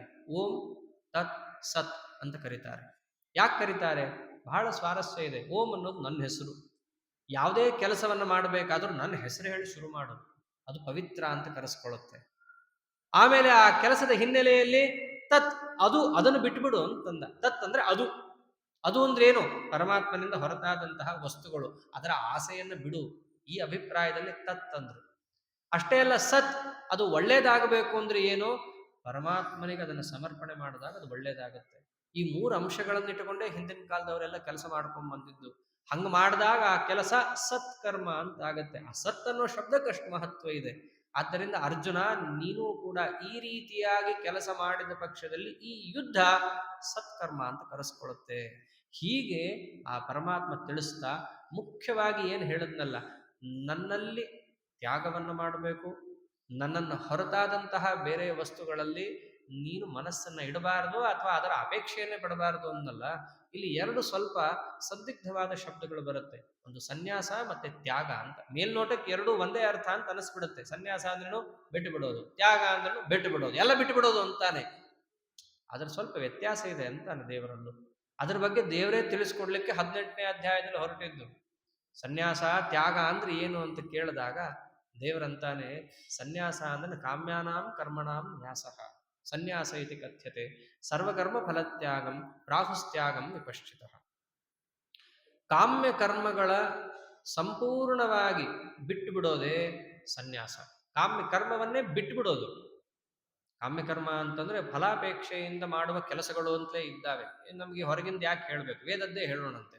ಕಾರೀರಿ ಯಾಗ ಅಂತ ಒಂದಿದೆ, ಮಳೆ ಬರಲಿ ಅಂತ ಮಾಡುವಂತಹ ಒಂದು ಯಜ್ಞ. ಅದು ಮಳೆಗೋಸ್ಕರ ಮಾಡುವ ಯಜ್ಞ, ಅಂದ್ರೆ ಮಳೆನೇ ಅದಕ್ಕೆ ಪ್ರಧಾನ ಉದ್ದೇಶ.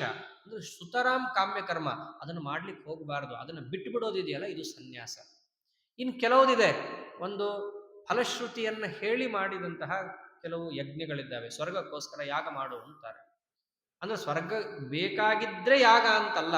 ಆ ಟೈಮಲ್ಲಿ ನಾವೇನ್ ಮಾಡಬಹುದು ಗೊತ್ತೇನೋ, ಸ್ವರ್ಗ ನನಗೆ ಬೇಕಿಲ್ಲಪ್ಪ, ನನಗೆ ಭಗವತ್ ಪ್ರೀತಿ ಒಂದೇ ಬೇಕು ಅಂತಲೂ ಯಾಗವನ್ನು ಮಾಡಬಹುದು. ಹೀಗೆ ಅನೇಕ ತರಹದ ಕರ್ಮಗಳು ಅಂತಿದ್ದಾವೆ. ಅಂತಹ ಕಾಮ್ಯ ಕರ್ಮಗಳನ್ನು ಪೂರ್ಣ ಬಿಟ್ಬಿಟ್ರೆ ಅದಕ್ಕೇನಂತ ಕರೀತಾರೆ, ಸನ್ಯಾಸ ಅಂತ ಕರೀತಾರೆ. ಅದಕ್ಕೆ ಸನ್ಯಾಸಿಗಳಿಗೆ ಬೇರೆ ಕಾಮನೆ ಇಲ್ಲ ಅಂತ ವಿಶೇಷವಾಗಿ ಅವ್ರಿಗೆ ಆ ಸನ್ಯಾಸ ಶಬ್ದ ಕೊಟ್ಟಿದ್ದು. ತ್ಯಾಗ ಅಂದ್ರೇನು, ಸರ್ವಕರ್ಮ ಫಲತ್ಯಾಗಂ. ಯಾವ ಕರ್ಮದ ಫಲವನ್ನು ಅಪೇಕ್ಷಿಸದೆ ಭಗವತ್ ಪ್ರೀತಿಗೋಸ್ಕರ ಅನ್ನೋದಷ್ಟೇ ಮಾಡ್ದ ಅಂತಂದ್ರೆ ಅದು ತ್ಯಾಗ ಅಂತ ಕರೆಸ್ಕೊಳ್ಳುತ್ತೆ. ಅದಕ್ಕೆ ನಮ್ಮ ದಾನವನ್ನೆಲ್ಲ ಏನಂತ ಕರೆದಿದ್ದಾರೆ, ತ್ಯಾಗ ಅಂತ ಕರೆದಿದ್ದಾರೆ. ತ್ಯಾಗ ಮಾಡಿದ್ರು. ತ್ಯಾಗ ಅಂದ್ರೆ ಏನಲ್ಲಿರೋದು ಇಷ್ಟೇ ಅಲ್ಲೆಲ್ಲ. ತ್ಯಾಗ ಅಂದ್ರೆ ಭಗವತ್ ಪ್ರೀತಿಯನ್ನು ಹೊರತುಪಡಿಸಿ ಇನ್ನೇನೂ ಅವರು ಅಪೇಕ್ಷೆ ಪಟ್ಟಿಲ್ಲ ಅಂತ ಅರ್ಥ. ಹೀಗೆ ಆ ತ್ಯಾಗದ ಕುರಿತಾಗಿ ಹೇಳಿದಾಗ, ಸನ್ಯಾಸದ ಕುರಿತಾಗಿ ಹೇಳಿದಾಗ ಒಂದು ಮುಖ್ಯವಾದ ಅಂಶವನ್ನು ದೇವರು ತಿಳಿಸ್ತಾನೆ. ಸನ್ಯಾಸ ಅಂತಂದ್ರೆ ನೀ ಏನು ಅನ್ಕೊಂಡೆ, ಎಲ್ಲ ಕರ್ಮದ ಒಂದು ಫಲವನ್ನು ಬಿಟ್ಟು ನೀನು ಮಾಡುವಂತಹ ಅನುಷ್ಠಾನ ಅಷ್ಟೇ ತಿಳ್ಕೊಂಡಿದ್ದೀಯಾ? ಅಲ್ಲ, ಅದರ ಜೊತೆಗೆ ಇನ್ನೊಂದಿದೆ. ಯಾವುದು ಅಂತಂದ್ರೆ ನಾನೇ ಮಾಡಿದ್ದು ಅನ್ನುವಂತಹ ಅಂಶವನ್ನ ಬಿಟ್ಟು ನೀನು ಮಾಡಬೇಕು ಅಂತ ತಗೊಳ್ತಾನೆ. ಅದ್ಯಾಕೆ ನಾನೇ ಮಾಡಿದ್ದು ಅಂದ್ಮೇಲೆ ನಾನೇ ಮಾಡಿದ್ದು ಅಂತ ಆಗತ್ತಲ್ಲ ಅಂತಂದ್ರೆ, ಇಲ್ಲ, ನೀನೊಬ್ಬನೇ ಮಾಡಕ್ ಸಾಧ್ಯ ಇಲ್ಲ ಅಂತಾನೆ ದೇವರು. ಕೆಲಸ ಆಗ್ಬೇಕಂದ್ರೆ 5 ಅಂಶ ಬೇಕು ಅಂತ ಅವಾಗ ಹೇಳ್ತಾನೆ. ಅಧಿಷ್ಠಾನಂ ತಥಾ ಕರ್ತ ಕರಣಂಚ ಪೃಥಕ್ ವಿಧಂ ವಿವಿಧಾಶ್ಚ ಪೃಥಕ್ ಚೇಷ್ಟ ದೈವಂ ಚೈವಾತ್ರ ಪಂಚಮಂ. ನೀನೊಬ್ಬನೇ ಹೆಂಗಪ್ಪ ಕೆಲಸ ಮಾಡೋಕ್ಕಾಗುತ್ತೆ? ನಿಲ್ಲಕ್ ನೆಲ ಬೇಕು, ಮಾಡಕ್ ಸಲಕರಣೆ ಬೇಕು, ಕೈಕಾಲು ಆಡಿಸ್ಬೇಕು, ಆಮೇಲೆ ನೀನೂ ಒಬ್ಬ ಇರಬೇಕು. ಅದೆಲ್ಲದರ ಮೇಲೆ ದೈವಂ ಚೈವಾತ್ರ ಪಂಚಮಂ. ಎಷ್ಟೋ ಕೆಲಸ ಕೈಯೇ ಗೂಡಲ್ಲ, ಎಲ್ಲ ಲೆಕ್ಕಾಚಾರ ಹಾಕಿರ್ತಾನೆ, ಹಂಗೆ ನಡ್ಕೋತಾನೆ. ಕೆಲವೊಮ್ಮೆ ಆಗುತ್ತೆ, ಕೆಲವೊಮ್ಮೆ ಆಗಲ್ಲ. ಏನು ಉತ್ತರ ಕೊಡ್ತೀರಿ? ದೈವಂ ಚೈವಾತ್ರ ಪಂಚಮಂ. ಆ ದೈವ ಅಂತ ಒಂದಿರುತ್ತೆ, ಅದು ಬೇರೆ ಯಾರಲ್ಲ, ನಾನೇ. ನನ್ನ ಸಂಕಲ್ಪ ಇದ್ದಾಗ ಮಾತ್ರ ಅದು ಸಾಧ್ಯ, ಇಲ್ಲದಿದ್ದರೆ ಅದು ನೆರವೇರೋದೇ ಇಲ್ಲ. ಈ ಸ್ಥಿತಿ ಇರುತ್ತೆ. ಇಷ್ಟೆಲ್ಲ ಇದ್ದಾಗ ನಾನೇ ಮಾಡಿದ್ದು ಅಂತ ಅನ್ಕೊಳ್ಳೋದು ಮೂರ್ಖತನ ತಾನೆ. ಮಾಡಿಸೋನು ನಾನೇನಾದ್ರೂ ಸಂಕಲ್ಪ ಮಾಡಿದಾಗ ಆ ಕೆಲಸ ಆಗತ್ತೆ ಹೊರತು ಇಲ್ಲದಿದ್ರೆ ಆಗಲ್ಲ ಅಂತಿದ್ದಾಗ ನಾನೇ ಮಾಡಿದ್ದು ಅಂತ ಹೆಂಗಾಗತ್ತೆ? ಆದ್ದರಿಂದ ಜೀವರ ಕರ್ತೃತ್ವ ಎಂಥದ್ದು ಅಂತ ಕೂಡ ಇಲ್ಲಿ ದೇವರು ತಿಳಿಸ್ತಾನೆ. ಜೀವರು ಕರ್ತೃಗಳಲ್ಲ ಅಂತಲ್ಲ, ಅವರಲ್ಲಿ ಒಂದು ಕರ್ತೃತ್ವ ಇದೆ. ಆದರೆ ಆ ಕರ್ತೃತ್ವವು ನನ್ನ ಕರ್ತೃತ್ವದ ಅಧೀನ, ಪರಮಾತ್ಮನ ಅಧೀನವಾದ ಕರ್ತೃತ್ವ ಜೀವನಲ್ಲಿರೋದು. ನಾನು ಪ್ರೇರಣೆ ಮಾಡಿದರೆ ಅವನಿಗೆ ಆ ಕರ್ತೃತ್ವ ಎಂಬುದು ಸಹಕಾರಿಯಾಗಿ ಕೆಲಸಕ್ಕೆ ಒದಗುತ್ತೆ, ಇಲ್ಲದಿದ್ದರೆ ಅದ್ಯಾವುದು ಒದಗೋದಿಲ್ಲ. ಆದ್ದರಿಂದ ಅರ್ಜುನ ಇಷ್ಟೆಲ್ಲ ನಾ ತಿಳಿಸಿದ್ನಲ್ಲ, ಕಡೆಗಂತಾನೆ ಯದಹಂಕಾರ ಮಾವಿಷ್ಯ. ನಿನ್ಗೊಂದೇನೋ ಅಹಂಕಾರ ಇದೆಯಲ್ಲ, ನಾನು ಯುದ್ಧ ಮಾಡಲ್ಲ ಅಂತ ಹೇಳಿ ನಾನು ಇಷ್ಟು ಉಪದೇಶವನ್ನು ಮಾಡ್ತಾ ಇದ್ದೀನಿ. ಈ ಉಪದೇಶವನ್ನ ನೀನು ಕೇಳಿನೂ ಒಂದು ವೇಳೆ ನಾನೇ ಯುದ್ಧ ಮಾಡೋನು, ಆದ್ದರಿಂದ ನಾನು ಬಿಟ್ಟೋದ್ರೆ ಯುದ್ಧ ಆಗಲ್ಲ ಅಂತ ನೀನು ಅನ್ಕೊಂಡಿದ್ದರೆ ಪ್ರಕೃತಿ ಸ್ವಾಂ ನಿಯೋಕ್ಷಸಿ. ಪರಮಾತ್ಮ ಅಂತಾನೆ, ನೀನು ಮಾಡಲ್ಲ ಅಂದ್ರೂ ನಿನ್ನ ಕೈಯಲ್ಲಿ ಬಗ್ಗಿಸಿ ಮಾಡಿಸ್ತೀನಿ. ನೀನೇ ನೋಡಿದ್ದೀಯ, ಬಾಯಲ್ಲೆಲ್ಲ ನನ್ನನ್ನು ಹೋಗ್ತಾ ಇರೋದೆಲ್ಲ. ಆದ್ದರಿಂದ ಯುದ್ಧ ನಡೆಯೋದೇ, ಹೋಗೋರು ಹೋಗ್ತಾರೆ, ಇರೋರು ಇರ್ತಾರೆ, ಆಗೋದೇ. ಅಷ್ಟೇ ಅಲ್ಲ, ನಿನ್ನ ಕೈಯಲ್ಲಿ ಯುದ್ಧ ನಾನೇ ಮಾಡಿಸ್ತೀನಿ. ಆದ್ರೆ ವ್ಯತ್ಯಾಸ ಇಷ್ಟೇ, ಒಂದು ವೇಳೆ ಭಗವತ್ ಪ್ರೀತಿಗೋಸ್ಕರ ಮಾಡ್ತೀನಿ ಅಂತ ಹೇಳಿ ನೀ ಮಾಡಿದ್ರೆ ನಿನಗೆ ಪುಣ್ಯ ಬರುತ್ತೆ, ಇಲ್ದಿದ್ರೆ ಬರಲ್ಲ. ಇಲ್ಲೂ ಅಷ್ಟೇ, ಮನೆಗೆ ಹೋಗು, ರಾಯರ ಪ್ರದಕ್ಷಿಣೆ ಹಾಕು ಹಾಕು ಹಾಕು ಅಂತ ಹೇಳಿ ಹೊಡೆದು ದಬ್ಬುತ್ತಾರೆ. ಏನೋ ಬೈತಾರಲ್ಲ ಅಂತೇಳಿ ಗಿರಿ ಸುತ್ತಿ ಬಂದ ಮನೆಗೆ ಏನಾಗುತ್ತೆ? ಸುತ್ತು ಬಂದಿದ್ದಾಗುತ್ತೆ, ಆದರೆ ಅದರಿಂದ ಸಿಗಬೇಕಾದ ಫಲ ಅವನಿಗೆ ಸಿಗಲ್ಲ. ಹಾಗೆ ಅರ್ಜುನ, ನೀನೂ ಕೂಡ ಒಂದು ವೇಳೆ ಯುದ್ಧ ನನಗೆ ಬೇಕಾಗಿಲ್ಲ ಅಂತ ಹೇಳಿ ನೀನು ಹೋದರೆ ನಿನ್ನ ಬಗ್ಗಿಸಿ ನಾ ಮಾಡಿಸ್ತೀನಿ ಅಂತ ಪರಮಾತ್ಮ. ಇಷ್ಟೆಲ್ಲ ಉಪದೇಶ ಮಾಡಿ ನಿನ್ನ ಒಳಗಿದ್ದು ನಾನೇ ಎಲ್ಲರಿಗೂ ಪ್ರವರ್ತನೆಯನ್ನು ಮಾಡ್ತಾ ಇರೋದು. ಈಶ್ವರ ಸರ್ವಭೂತಾನಾಂ ಹೃದ್ದೇಶೇರ್ಜುನ ತಿಷ್ಠತಿ ಭ್ರಾಮಯನ್ ಸರ್ವಭೂತಾನಿ ಯಂತ್ರಾರೂಢಾನಿ ಮಾಯಯ. ಎಲ್ಲರ ಒಳಗಿದ್ದು ನಾನೇ ಎಲ್ಲರನ್ನೂ ಕೂಡ ಇಷ್ಟೆಲ್ಲ ಗಿರಿ ಸುತ್ತಿಸ್ತಾ ಇರೋನು ಅಂತಿದ್ದಾಗ ನಾನು ಹೋರಾಡ್ತೀನಿ, ನಾನು ಮಾಡ್ತೀನಿ, ನಾನು ಎದ್ದು ಹೋಗ್ತೀನಿ, ನಾನು ಯುದ್ಧ ತಪ್ಪಿಸ್ಕೊಂಡು ಸಾಧ್ಯ ಇಲ್ಲ ನಿನ್ನ ಕೈಯಲ್ಲಿ. ಇಷ್ಟೆಲ್ಲ ಉಪದೇಶ ಮಾಡಿ ಕಡೆಗೇನಂತಾನೆ ದೇವರು, ವಿಮೃಶ್ಯೈತದಶೇಷೇಣ ಯಥೇಚ್ಛಸಿ ತಥಾ ಕುರು ಅಂತ. ಎಲ್ಲ ಹೇಳೋದೇನೋ ಹೇಳಿದ್ದೀನಪ್ಪ, ನಿನಗೆ ಏನ್ ತೋಚುತ್ತೋ ಹಂಗೆ ಮಾಡು ಅಂತ ಮೇಲ್ನೋಟಕ್ಕೆ. ಹಂಗ ಆಪ್ಷನ್ ಇದೆಯಾ ಇವಾಗ? ಹೆಂಗೆ ತೋಚುತ್ತೋ ಹಂಗೆ ಮಾಡಕ್ ನಿನಗೆ ಆಗಲ್ಲ ಅಂತ ಇಷ್ಟೆಲ್ಲ ಉಪನ್ಯಾಸ ಮಾಡಿ ದೇವ್ರ ಕಡೆಗೆ ಏನ್ ಕೇಳಿದ್ದು? ಯಥೇಚ್ಛಸಿ ತಥಾಕುರು. ನೀನು ಅನ್ಕೊಂಡಂಗೆ ನಿನ್ ಕೈಲಿ ಆಗತ್ತಾ? ಆಗಲ್ಲ ನಿನ್ನ ಕೈಯಲ್ಲಿ ಮಾಡಕ್ಕೆ. ಯಾಕೆ? ಬಗ್ಗಿಸ್ ಮಾಡಿಸ್ತೀನಿ. ನಿನ್ನ ಕೈಲಿ ಆಗೋದೇನು? ಒಂದೇ. ಏನು? ನೀ ಹೇಳ್ದಂಗೆ ಕೇಳ್ತೀನಿ ತಲೆ ಬಗ್ಗಿಸ್ಕೊಂಡು ನಮಸ್ಕಾರ ಮಾಡೋದು ಒಂದೇ ಬಿಟ್ರೆ ನಿನ್ನ ಕೈಲಿ ಇನ್ನೇನೂ ಆಗಲ್ಲ. ಈಗ ಪರಮಾತ್ಮ ಉಪದೇಶವನ್ನ ಕ್ರಮೇಣ ಮಾಡ್ತಾ ಕಡೆಗೆ ಒಂದು ಮಾತಂತಾನೆ, ನಾನು ನಿನಗಿಷ್ಟೆಲ್ಲ ಯಾಕೆ ಹೇಳಿದೆ ಗೊತ್ತೇನೋ? ಇಷ್ಟೋಸಿಮೆ ದೃಢಮಿತಿ. ನಿನಗೆ ಇಷ್ಟ ಅಂತ ಇಷ್ಟು ಹೇಳ್ತಾ ಇದ್ದೀನಿ, ನನ್ನ ಭಕ್ತ ಅಂತ ಹೇಳ್ತಾ ಇದ್ದೀನಿ, ಆದ್ದರಿಂದ ಇದನ್ನ ನೀನು ಮನಸ್ಸಿನಲ್ಲಿ ತಗೋ. ಇಷ್ಟೆಲ್ಲ ಹೇಳಿಬಿಟ್ಟು ಉಪದೇಶ ಇನ್ನ ನಡೀತಾ ಇದೆ. ಅರ್ಜುನ ಏನಿಲ್ಲ, ಕೈ ಮುಕ್ಕೊಂಡಿದ್ದಾನಷ್ಟೇ. ಕಡೆಗೆ ಒಂದು ಮಾತಂತಾನೆ, ಕಚ್ಚಿತ್ತೆ ನಿನಗೆಲ್ಲವೂ ಕೂಡ ಹೋಯ್ತೇನಪ್ಪ, ಏನು ಹೇಳಿದ್ದೆಲ್ಲ ಅರಣ್ಯ ರೋಧ. ನನಕ್ಕೆ ಮಾತಾಡ್ತಾ ಇಲ್ಲ ಅರ್ಜುನ, ಕೇಳ್ತಾನೆ ಕೂತ್ಬಿಟ್ಟಿದ್ದಾನೆ. ಕಡೆಗೆ ದೇವರು ಒಂದು ಮಾತಂತಾನೆ, ಏನಪ್ಪಾ ನಾ ಹೇಳಿದ್ ನಿನಗೆ ಕೇಳಿಸ್ತಾ? ಏಕಾಗ್ರ ಮನಸ್ಸಿನಿಂದ ಕೇಳಿದೆಯಾ? ಇಲ್ಲ ಏನೋ ಹೇಳ್ತಿದ್ದಾರೆ ಏನು ಮಾಡೋದು, ಕೂಡ್ಬೇಕು ಅಂತ ಕೂತಿದ್ದೀಯಾ? ಹೇಳಿದ್ದೆಲ್ಲ ನನ್ನ ಅರಣ್ಯ ರೋಧನನಾ? ಇಲ್ಲ ಏನಾದ್ರೂ ನಿನಗೆ ಅರ್ಥ ಆಯ್ತಾ? ಇದನ್ನ ನಾ ಹೇಳ್ತಿರೋದಲ್ಲ, ಮಂತ್ರಾಲಯ ಪ್ರಭುಗಳು ಅವತರಣಿಕೆ ಕೊಡ್ತಾರ ಆ ಶ್ಲೋಕಕ್ಕೆ. ಗೀತಾ ವಿವೃತ್ತಿಯಲ್ಲಿ ಅವರೇ ಹೇಳೋದು, ನಾ ಹೇಳಿದ್ದೆಲ್ಲ ನಿನಗೆ ಅರಣ್ಯ ರೋಧನ ಆಯ್ತಾ, ಇಲ್ಲ ವಸ್ತುತಃ ನಿನ್ ಕಿವಿಗೆ ಹೋಯ್ತಾ ಅಂತ ಕೇಳ್ತಾನಂತೆ ದೇವರು. ಅವಾಗಂತಾನೆ ಅರ್ಜುನ, ದೇವ್ರು ಇವಾಗ ಮಾತಾಡು ಅಂತ ಹೇಳ್ತಿದ್ದಾನೆ, ಅದಕ್ಕೆ ಮಾತಾಡ್ತೀನಿ. ಅಲ್ಲಿ ತನಕ ಅರ್ಜುನ ಮಾತಾಡ್ತಿಲ್ಲ, ಅಷ್ಟು ವಿನೀತನಾಗಿ. ಹೌದು, ದೊಡ್ಡವರು ಮಾತಾಡ್ತಿದ್ದಂಗೆ ಹೆಂಗ್ ಮಾತಾಡೋದು? ಯಾವಾಗ ದೇವ್ರು ಈ ಪ್ರಶ್ನೆಯನ್ನ ಕೇಳಿದ ಅವಾಗ ಹೇಳ್ತಾನೆ, ನಷ್ಟೋ ಮೋಹ ಸ್ಮೃತಿರ್ಲಬ್ಧ ತತ್ಪ್ರಸಾದ ಜನಾರ್ದನ ಸ್ಥಿತೋಸ್ಮಿ ಗತ ಸಂದೇಹ ಕರಿಷ್ಯೇ ವಚನಂತವ. ಆ ಮಾತಂತಾನವಾಗ ಸ್ವಾಮಿನ್, ಯಾವ ಮೋಹ ಅನ್ನೋದಿತ್ತೋ ಅದು ಹೋಯ್ತು. ಬಂಧುಗಳು ಬಾಂಧವರು ಅಜ್ಜ ಗುರುಗಳು ಅದು ಇದು ಏನೇನೇನೇನೋ ಕೊಳೆ ತುಂಬಿಕೊಂಡಿದ್ದೆ, ಅದೆಲ್ಲ ಹೋಯ್ತು. ಅಷ್ಟೇ ಅಲ್ಲ, ಸ್ಮೃತಿರ್ಲಬ್ಧ, ನೆನಪಾಯ್ತು ನಂಗೆ ಅಂತಾನೆ. ಬಹಳ ಸ್ವಾರಸ್ಯ. ನನಗೆ ಜ್ಞಾನ ಬಂತು ಅಂತ ಅನ್ಲಿಲ್ಲ, ನೆನಪಾಯ್ತು ಅಂತಾನವನು. ಯಾಕೆ? ಅರ್ಜುನಂಗೆ ಇದ್ಯಾವುದು ಗೊತ್ತಿಲ್ಲ ಅಂತಿಲ್ಲ, ಎಲ್ಲ ಚೆನ್ನಾಗಿ ಗೊತ್ತೇ ಇದೆ. ಆದರೆ ಬಾಂಧವರನ್ನು ನೋಡಿದ ಒಂದು ಪ್ರಸಂಗದಲ್ಲಿ ಮೋಹದಿಂದಾಗಿ ಎಲ್ಲ ಮರ್ತು ಬಿಟ್ಟಿದ್ದ. ಪರಮಾತ್ಮನ ಮಾತಿನಿಂದಾಗಿ ಸ್ಮೃತಿರ್ಲಬ್ಧ, ಎಲ್ಲ ನೆನಪು ನನಗಾಯ್ತು. ಹೆಂಗಾಯ್ತು? ತ್ವತ್ಪ್ರಸಾದಾತ್.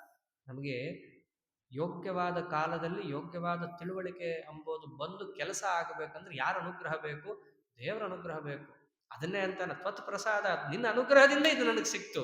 ಆದ್ದರಿಂದ ಯಾವ ರಥದ ಮಧ್ಯದಲ್ಲಿ ಕೂತ್ಬಿಟ್ಟಿದ್ನಲ್ಲ, ಬಿಲ್ಲು ಬಾಣ ಎಲ್ಲ ಕೆಳಗೆ ಎಸೆದು ತಲೆ ಬಗ್ಗಿಸ್ಕೊಂಡು ಕಿರೀಟದ ಮೇಲೆ ಕೈ ಇಟ್ಕೊಂಡು ಕೂತಿದ್ನಲ್ಲ, ಅವಾಗಂತಾನೆ ಸ್ಥಿತೋಸ್ಮಿ, ಈಗ ನಾ ಎದ್ದು ನಿಲ್ತೀನಿ. ಗತ ಸಂದೇಹ, ನನಗೆ ಯಾವ ಸಂದೇಹವೂ ಇಲ್ಲ. ಏನ್ ಮಾಡ್ತೀನಿ ನಾನು? ಇಷ್ಟೇ, ಯುದ್ಧ ಮಾಡ್ತೀನಿ ಅಂತ ಸಹಿತ ಹೇಳಲಿಲ್ಲ. ಅರ್ಜುನ ಅಂದಿದ್ದೇನು? ಕರಿಷ್ಯೇ ವಚನಂ ತವ, ನೀನು ಹೇಳ್ದಂಗೆ ಮಾಡ್ತೀನಿ.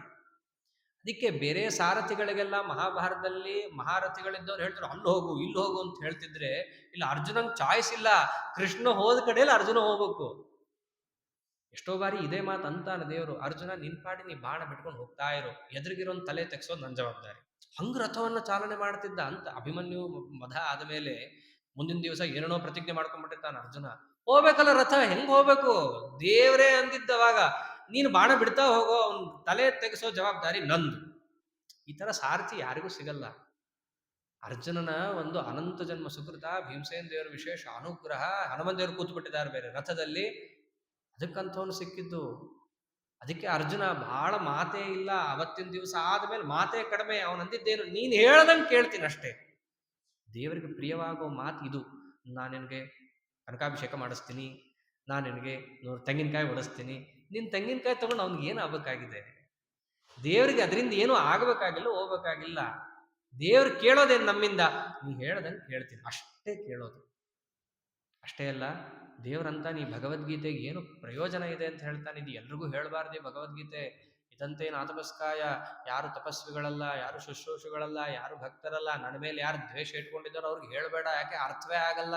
ನೋಡ್ತಿದೀವಲ್ಲ ಇವಾಗ ಎಲ್ರ ಕೈಯಲ್ಲಿ ಭಗವದ್ಗೀತೆ ಸಿಕ್ಕಿ ಅದರ ಅಪಾರ್ಥವೇ ಹೆಚ್ಚಾಗಿ ಅದು ಇನ್ನಷ್ಟು ಕೂಡ ಏನಾಗಿದೆ, ಅಜ್ಞಾನಕ್ಕೆ ತಳ್ಳುವಂತೇನೆ ಆಗೋಗಿದೆ. ಅದಕ್ಕೆ ಅಂಥವ್ರಿಗೆ ಇದನ್ನು ಹೇಳಬೇಡ. ಅಷ್ಟೇ ಅಲ್ಲ, ಇದನ್ನು ಯಾರು ಪ್ರವಚನ ಮಾಡ್ತಾರೋ ಅವನಿಗೆ ಅತೀವ ಪುಣ್ಯ ಇದೆ. ಜ್ಞಾನ ಯಜ್ಞ ಅಂದ್ರೆ ಬೇರೆ ಏನಲ್ಲ, ಒಂದೊಂದು ಭಗವದ್ಗೀತೆಯ ಶ್ಲೋಕವನ್ನ ನಮ್ಮ ಕಿವಿ ಎಂಬತಕ್ಕಂತಹ ಅಗ್ನಿಯಲ್ಲಿ ಆಹುತಿ ಕೊಡೋದು ಅಂತಿದೆಯಲ್ಲ, ಇದೇ ಜ್ಞಾನ ಯಜ್ಞ. ಇದಕ್ಕಿಂತ ಹೊರತಾದ ಯಜ್ಞ ಇಲ್ಲ. ಅವೇನು ಯಜ್ಞ ಅನ್ಕೊಂಡ್ರೆ ಕುಂಡದಲ್ಲಿ ತುಪ್ಪವನ್ನ ದಬ ದಬ ದಬ ದಬ ದಬ ಸುರಿದು ಬಿಟ್ರೆ ಯಜ್ಞ ಅಂತ ತಲೆಯಲ್ಲಿದೆ. ಒಂದಿದೆ, ಇಲ್ಲ ಅಂತಲ್ಲ, ಅದು ದ್ರವ್ಯ ಯಜ್ಞ. ಆ ದ್ರವ್ಯ ಯಜ್ಞಕ್ಕಿಂತಲೂ ಶ್ರೇಷ್ಠ ಯಾವುದು? ಜ್ಞಾನ ಯಜ್ಞ ಪರಂತಪ. ಈ ಭಗವದ್ಗೀತೆಯ ಒಂದೊಂದೇ ಶ್ಲೋಕವನ್ನು ನಮ್ಮ ಕಿವಿ ಒಳಗೆ ಹಾಕ್ಕೊಳ್ತಾ ಅದರ ಅರ್ಥವನ್ನ ಅನುಸಂಧಾನವನ್ನು ಮಾಡಿಕೊಳ್ಳೋದು ಅಂತಿದೆಯಲ್ಲ, ದೊಡ್ಡ ಜ್ಞಾನಯಜ್ಞ ಇದು. ಇಂಥ ಜ್ಞಾನಯಜ್ಞಕ್ಕೆ ನಾನು ಸುಪ್ರೀತನಾಗ್ತೇನೆ, ನನಗೆ ಇವನಿಗಿಂತ ಪ್ರಿಯನಾದವನು ಇನ್ನೊಬ್ಬ ಇಲ್ಲ ಅಂತಾನೆ ಪರಮಾತ್ಮ. ದೇವರ ಅನುಗ್ರಹ ನಮಗಾಗಬೇಕು ಅಂದ್ರೆ ಈ ಭಗವದ್ಗೀತೆಯ ಒಂದೊಂದು ಶ್ಲೋಕವನ್ನು ಕೇಳಬೇಕು. ಜೀವನದಲ್ಲಿ ಆಗಲ್ಲೇನ್ರಿ, ಏನೇನೋ ಅಸಂಬದ್ಧ ಎಲ್ಲ ಕೇಳ್ಕೊಂಡು ಕೂತಿರ್ತೀವಿ. 700 ಶ್ಲೋಕ ಇದೆ, ದಿನಕ್ಕೆ ಒಂದಾರು ಕೇಳಕ್ಕಾಗಲ್ಲ, 2 ವರ್ಷದಲ್ಲಿ ಮುಗಿದೋಗುತ್ತೆ. ಮ್ಯಾಥಮೆಟಿಕ್ಸ್ ಪ್ರಕಾರ ಏನ್ ಬೇಕಾದ್ರೆ ಹೇಳ್ಬೋದು ನಾವು. ಅದರಿಂದ ಇಂಥ ಗ್ರಂಥವನ್ನು ಉಪದೇಶ ಮಾಡಿದ್ದೇನೆ ಅಂತ ಅರ್ಜುನನಿಗೆ ಅನುಗ್ರಹವನ್ನು ಮಾಡಿದಂತಹ ಪ್ರಸಂಗದಲ್ಲಿ ಇವೆಲ್ಲ ಯಾರು ಹೇಳ್ತಾ ಇರೋದು? ಸಂಜಯ ಧೃತರಾಷ್ಟ್ರನಿಗೆ ಹೇಳ್ತಾ ಇದ್ದಾನೆ. ಸಂಜಯ ಇದೆಲ್ಲವನ್ನೂ ಕೂಡ ಅನುವಾದವನ್ನ ಮಾಡ್ತಾ ಕಡೆಗೊಂದು ಮಾತಂತಾನೆ, ಎಂಥ ಭಾಗ್ಯನಂದು ಅಂತ ಹೇಳಿ ಉದ್ಗಾರವನ್ನ ತೆಗಿತಾನೆ ಸಂಜಯ. ಧೃತರಾಷ್ಟ್ರ ಇವರಿಬ್ಬರ ಸಂವಾದವನ್ನ ಕೇಳ್ತಾ ನನಗ ಆ ಭಾಗ್ಯ ಸಿಕ್ತು ಅಂತಾನೆ. ಎಲ್ಲೋ ರಥದ ಮಧ್ಯದಲ್ಲಿ ದೇವರಿದ್ದಾನೆ, ಅರ್ಜುನ ಇದ್ದಾನೆ, 2 ಸೇನೆಗಳ ಮಧ್ಯದಲ್ಲಿ ನಡೀತಾ ಇರೋದು. ನಿನಗೆ ಇದು ಹೆಂಗ್ ಕೇಳಿಸ್ತು? ವ್ಯಾಸ ಪ್ರಸಾದ ಶ್ರುತವಾನ್ ಸಂವಾದ ವಿಧಮದ್ಭುತಂ. ಯಾರಿಂದ? ಯೋಗಂ ಯೋಗೇಶ್ವರಾತ್ ಕೃಷ್ಣಾತ್ ಸಾಕ್ಷಾತ್ ಕಥಯತ ಸ್ವಯಂ. ಅಲ್ಲಿ ನೇರವಾಗಿ ಇದನ್ನ ಕೇಳಿದವ್ರು ಯಾರು ಅಂದ್ರೆ ಒಬ್ಬ ಅರ್ಜುನ, ಇನ್ನೊಬ್ಬ ಜಂಡಾದಲ್ಲಿದ್ದಂತಹ ಹನುಮಂತೇವರು, ಇಬ್ರು ಕೇಳಿದ್ದಾರೆ. ಅಷ್ಟೇ ಅಲ್ಲ, ನಾನು ಕೂಡ ಕೇಳಿದೆ. ಹೆಂಗ್ ಕೇಳಿದೆ? ವ್ಯಾಸಪ್ರಸಾದ, ವೇದವ್ಯಾಸ ದೇವರು ವರ ಇದೆ ನನಗೆ. 18 ದಿವಸದ ಯುದ್ಧದಲ್ಲಿ ಯಾರು ಏನೇ ಮನಸ್ಸಿನಲ್ಲಿ ನೆನೆಸ್ಕೊಂಡ್ರು ಮಾತಾಡಿದ್ರು ಅದೆಲ್ಲ ನಿನಗೆ ಗೋಚರವಾಗಲಿ ಅನ್ನೋ ದಿವ್ಯ ದೃಷ್ಟಿಯನ್ನ ವೇದವ್ಯಾಸ ದೇವರು ಕೊಟ್ಟಿದ್ರಿಂದ, ಆ ಅನುಗ್ರಹದ ಬಲದಿಂದ ಕೃಷ್ಣನೇ ತನ್ನ ಮುಖದಿಂದ ನೇರವಾಗಿ ಹೇಳಿದಂತಹ ವಾಕ್ಯಗಳೆಲ್ಲ ನಾನು ಕೇಳಿಸ್ಕೊಂಡೆ ಅಂತಂತಾನೆ. ಆದ್ದರಿಂದ ಎಷ್ಟು ನನಗೆ ಆನಂದ ಆಗಿದೆ. ಅವನು ಕಡೆಗೊಂತಾನೆ, ನಿನ್ನ ಮುಂದೆ ಅನುವಾದ ಮಾಡ್ತಾ ಇದ್ದಾಗ ಅವ್ರದ್ದು ನೆನೆಸ್ಕೊಂಡು ಮಾಡ್ಬೇಕಲ್ಲ, ಅದನ್ನ ನೆನೆಸ್ಕೊಳ್ತಾ ಇದ್ರೆ ನನಗೆ ಆನಂದ ಆಗತ್ತೆ, ರೋಮಾಂಚನ ಆಗತ್ತೆ. ಅದೇನಂತ ರಾಜನ್ ಸಂಸ್ಮೃತ್ಯ ಸಂವಾದವಿದ ಅದ್ಭುತಂ. ನನಗೆ ಬೇರೆ ಶಬ್ದ ಇಲ್ಲ ಆ ಸಂವಾದವನ್ನು ವರ್ಣನೆ ಮಾಡ್ಬೇಕಂದ್ರೆ. ಒಂದೇ ಶಬ್ದ ಹೇಳ್ಬೋದು, ಯಾವುದಂದ್ರೆ ಅದ್ಭುತಂ ಅಂದ್ಬಿಟ್ಟ. ವಂಡರ್. ಅದನ್ನ ಯಾವಾಗ ಅಂತೀವಿ? ನಮ್ಮಲ್ಲಿ ಅದನ್ನ ಬಣ್ಣಿಸಲಿಕ್ಕೆ ಶಬ್ದಗಳು ಖಾಲಿ ಆದಾಗ ಆ ಶಬ್ದ ಆಡ್ತೀವಿ. ಅದಕ್ಕೆ ಒಂದು ಸಂಜಯ ಅಂತಾನೆ, ಅದನ್ನ ನಾನು ಶಬ್ದಗಳಿಂದ ವರ್ಣಿಸ್ಲಿಕ್ಕೆ ಸಾಧ್ಯವೇ ಇಲ್ಲ. ಒಂದು ಶಬ್ದ ಇದೆ, ಅದ್ಭುತಂ ಅನ್ಬೋದಷ್ಟೇ ನಾನು. ಅಂತಹ ಸಂವಾದವನ್ನ ಕೇಳ್ತಾ ಹೃಷ್ಯಾಮಿಚ ಮುಹುರ್ಮುಹು, ನೆನೆಸ್ಕೊಳ್ತಾ ಇದ್ರೆ ಮನಸ್ಸಿನಲ್ಲಿ ಆನಂದ ಆಗ್ತಾ ಇದೆ, ರೋಮಾಂಚನ ಆಗ್ತಾ ಇದೆ. ಬರೀ ಕೇಳಿದ್ದಷ್ಟೇ ಅಲ್ಲ, ಇನ್ನೊಂದು ವಿಚಿತ್ರವಾದ ಘಟನೆನೂ ನಡೀತು. ಏನು? ವಿಶ್ವರೂಪವನ್ನು ದೇವರು ತೋರಿಸಿದ್ನಲ್ಲ, ಅದನ್ನೂ ಕೂಡ ನಾನು ನೋಡಿದೆ. ಅದನ್ನು ನೋಡಿದ್ರಿಂದ ನಿತ್ಯ ನೆನೆಸ್ಕೊಳ್ತಾ ಇದ್ದೀನಿ. ಅದನ್ನು ಕೂಡ ಈ ಪುಣ್ಯ ಯಾರಿಗೂ ಕೂಡ ದೊರಕಲ್ಲ, ನನಗೆ ಇದನ್ನ ದೇವರು ಒದಗಿಸಿಕೊಟ್ಟ. ಆ ಪರಮಾತ್ಮನಿಗೆ ಪುನಃ ಪುನಃ ಪ್ರಣಾಮವನ್ನು ಸಲ್ಲಿಸ್ತೀನಿ. ಏ ಮುದುಕ, ಇಷ್ಟೇ ನೋಡಿಲ್ಲಿ ಕಡೆಗೆ, ಏನು ನಿನ್ನ ಮಕ್ಕಳಿಗೆ ಏನಾಯ್ತು ಅನ್ನೋ ಗತಿ, ಅದನ್ನೇ ತಾನೇ ನಿನಗೆ ಕೇಳಬೇಕು ಅಂತಿರೋದು. ಸತ್ಯವಾಗಲು ನಿನ್ನ ಮಕ್ಕಳು ಗೆಲ್ಲಲ್ಲ. ಅವನು ಇನ್ನ ಪೂರ್ಣ ಯುದ್ಧ ಸಹಿತ ಮುಗ್ದಿರಲ್ಲ. 10ನೇ ದಿವಸ ಇದನ್ನು ಅವನು ಹೇಳ್ತಾ ಇರೋದು. ಭೀಷ್ಮಾಚಾರ ಅಷ್ಟೇ ಬಿದ್ದಿರ್ತಾರೆ, ಇನ್ನು ದ್ರೋಣಾಚಾರಕ್ಕೆ ಪಟ್ಟ ಕಟ್ಟಿರ್ತಾರಷ್ಟೇ. ಆಗ ಸಂಜಯ ಇದನ್ನು ಹೇಳ್ತಾ ಇದ್ದಾನೆ, ಯಾರು ಗೆಲ್ತಾರೆ ಅಂತ ನಿನ್ ತಲೆಯಲ್ಲಿದೆಯಲ್ಲ, ಮಾಮಕ ಪಾಂಡವಾಶ್ಚೈವ ಅಂತ ಕೇಳಿದ್ಯಲ್ಲ, ನಾನೇ ಉದ್ಘೋಷ ಮಾಡ್ತೀನಿ. ಯತ್ರ ಯೋಗೇಶ್ವರ ಕೃಷ್ಣ ಯತ್ರ ಪಾರ್ಥೋ ಧನುರ್ಧರ ತತ್ರ ಶ್ರೀ ವಿಜಯೋ ಭೂತಿ ಧ್ರುವಾನೇತಿರ್ಮತಿರ್ಮಮ. ಎಲ್ಲಿ ಯೋಗೇಶ್ವರನಾದ ಕೃಷ್ಣ ಇದ್ದಾನೋ, ಯೋಗೇಶ್ವರ ಅಂದ್ರೆ 2 ಅರ್ಥ. ಯೋಗ ಅಂದ್ರೆ ಉಪಾಯ, ಮೋಕ್ಷೋಪಾಯ, ಮೋಕ್ಷಪ್ರದವನ್ನು ಕೊಡತಕ್ಕಂತಹ ಸಾಕ್ಷಾತ್ ಶ್ರೀಹರಿ ಇದ್ದಾನೋ. ಅಥವಾ ಯೋಗ ಅಂತಂದ್ರೆ ಉಪಾಯ. ಯಾವ ಉಪಾಯ? ಯುದ್ಧದ ಉಪಾಯಗಳು, ರಾಜಕೀಯ ಉಪಾಯಗಳು. ಯಾರ ಏನೇ ತಲೆ ಉಪಯೋಗಿಸಿದ್ರು ಎಲ್ಲರ ತಲೆ ಮೇಲೂ ಅವನೊಂದು ತಲೆ. ಏನು? ಸಹಸ್ರ ಶೀರ್ಷ ಪುರುಷ. ಅಂತಹ ಯೋಗೇಶ್ವರ ಪಾಂಡವರ ಪಕ್ಷದಲ್ಲಿದ್ದಾಗ ಅವನು ತಾನು ಏನು ಯುದ್ಧ ಮಾಡಲ್ಲ ಅಂತ ನೀನು ಅನ್ಕೊಂಡಿರ್ಬಹುದು, ಆದ್ರೆ ಎಲ್ಲ ಮಾಡ್ತಿರೋದು ಅವನೇ. ಹೆಸರಿಗೆ ಯಾರಿದ್ದಾರೆ? ಅರ್ಜುನ. ಈ ಮಾತು ಅವನೇ ಹೇಳಿದ್ದಾನೆ, ನಿಮಿತ್ತ ಮಾತ್ರ ಭವಸವ್ಯ ಸಾಚಿ, ನೀವೆಲ್ಲ ಹೆಸರುಗಟ್ಟೆ, ಮಾಡೋದೆಲ್ಲ ನಾನೇ.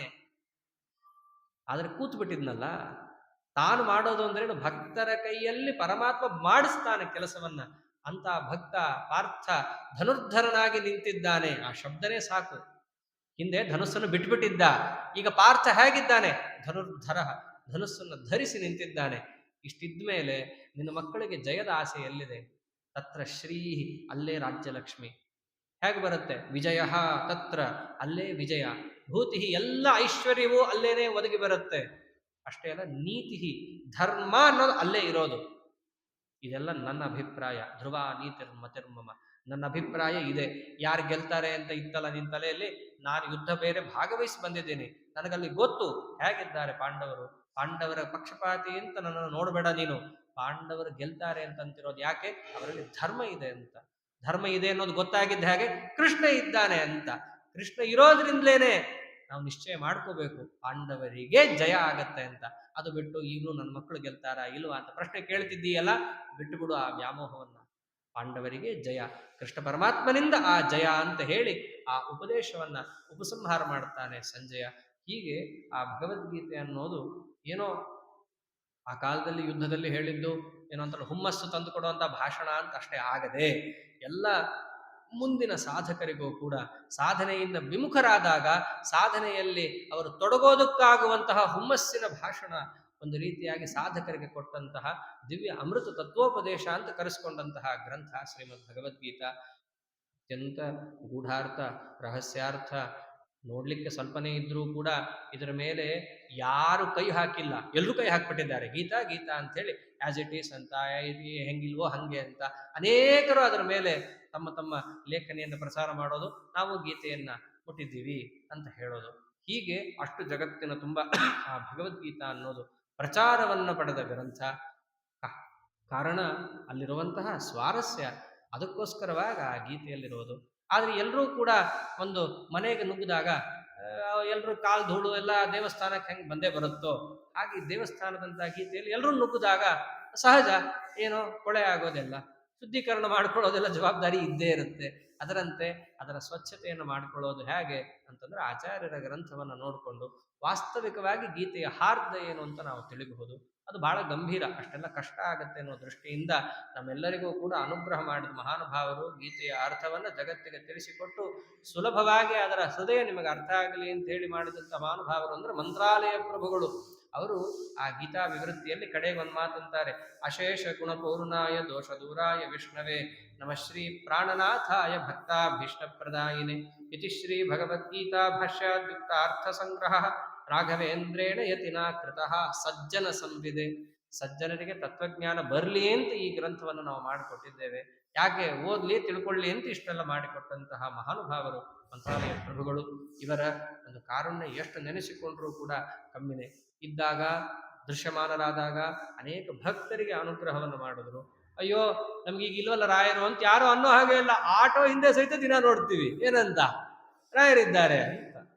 ಇದ್ದಾರೆ, ಹೇಗಿದ್ದಾರೆ? ನಿತ್ಯದಲ್ಲಿಯೂ ಯಾರು ನೆನೆಸ್ಕೊಂಡ್ರು ಅವರ ಮನೆಯಲ್ಲಿದ್ದಾರೆ, ನೆನೆಸ್ಕೊಂಡಾಗ ಮನಸ್ಸಿನಲ್ಲಿದ್ದಾರೆ, ಕಷ್ಟಗಳು ಬಂದಾಗ ಪರಿಹಾರ ಮಾಡೋರು ಆಗಿದ್ದಾರೆ.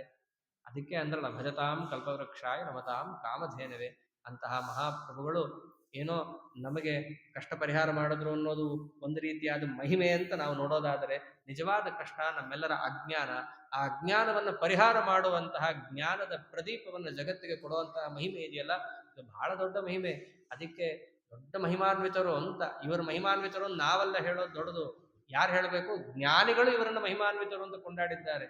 ಅಂತಹ ಮಂತ್ರಾಲಯ ಪ್ರಭುಗಳ ಗೀತಾ ವಿವೃತ್ತಿ ಭಾಷ್ಯಾದಿಗಳ ತಾತ್ಪರ್ಯವನ್ನು ಜಗತ್ತಿಗೆ ತಿಳಿಸಿಕೊಟ್ಟು ಸುಲಭವಾಗಿ ಜಗತ್ತು ಗೀತೆಯನ್ನು ಅರ್ಥ ಮಾಡಿಕೊಳ್ಳಿ ಅಂತ ತಿಳಿಸಿದ ಗ್ರಂಥ. ಏನು 3 ದಿವಸಗಳ ಕಾಲ ಈ ಒಂದು ಗೀತಾ ವಿವೃತ್ತಿಯ ಬಗ್ಗೆ ಹೇಳ್ರಿ ಅಂತಂದಿದ್ದಕ್ಕೆ ಕಿಂಚಿತ್ ಅದರ ಪರಿಚಯಾತ್ಮಕವಾಗಿ ಒಂದು ರಾಯರ ಸನ್ನಿಧಾನದಲ್ಲಿ ಅನುವಾದ ಮಾಡಿದ್ದಿದೆ. ಈ ಒಂದು ಪ್ರವಚನದ ಕಾರ್ಯಕ್ರಮದಲ್ಲಿ ಏನಾದರೂ ಒಂದು ಗುಣಾಂಶ ಸಿಕ್ಕಿದ್ದರೆ ಅದೆಲ್ಲವೂ ಕೂಡ ನಮ್ಮ ಪೂಜ್ಯ ಗುರುಗಳಾದಂತಹ ಬಾಳಗಾರಾಚಾರ್ಯರಿಗೆ ಸೇರಬೇಕಾದದ್ದು. ಅವರು ಈ ಭಗವದ್ಗೀತೆ 2 ಅಕ್ಷರ ಹೀಗೆ ಹೀಗೆ ಹೀಗೆ ಅಂತ ಹೇಳಿ ತಿಳಿಸಿಕೊಟ್ಟಿದ್ದಕ್ಕೆ ಇಲ್ಲೊಂಚೂರು ರಾಯರ ಮುಂದೆ ಬಂದು ತೊದಲು ನುಡಿಯಂತೆ 2 ಅಕ್ಷರ ಹೇಳಲಿಕ್ಕೆ ಸಾಧ್ಯ ಆಗಿರೋದು.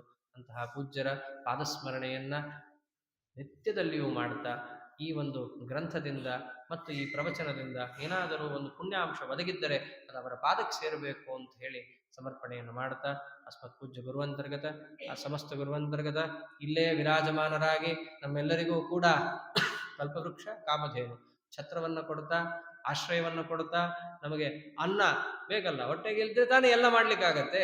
ಎಲ್ಲ ರೀತಿಯಾದ ಕಷ್ಟಗಳನ್ನು ಪರಿಹಾರ ಮಾಡಿ ಏನಾದರೂ ಜ್ಞಾನ ಅಂತ ನಡೀತಿದ್ರೆ ಅದು ಎಲ್ಲಿ ನಡೀತಿರ್ಬೇಕು?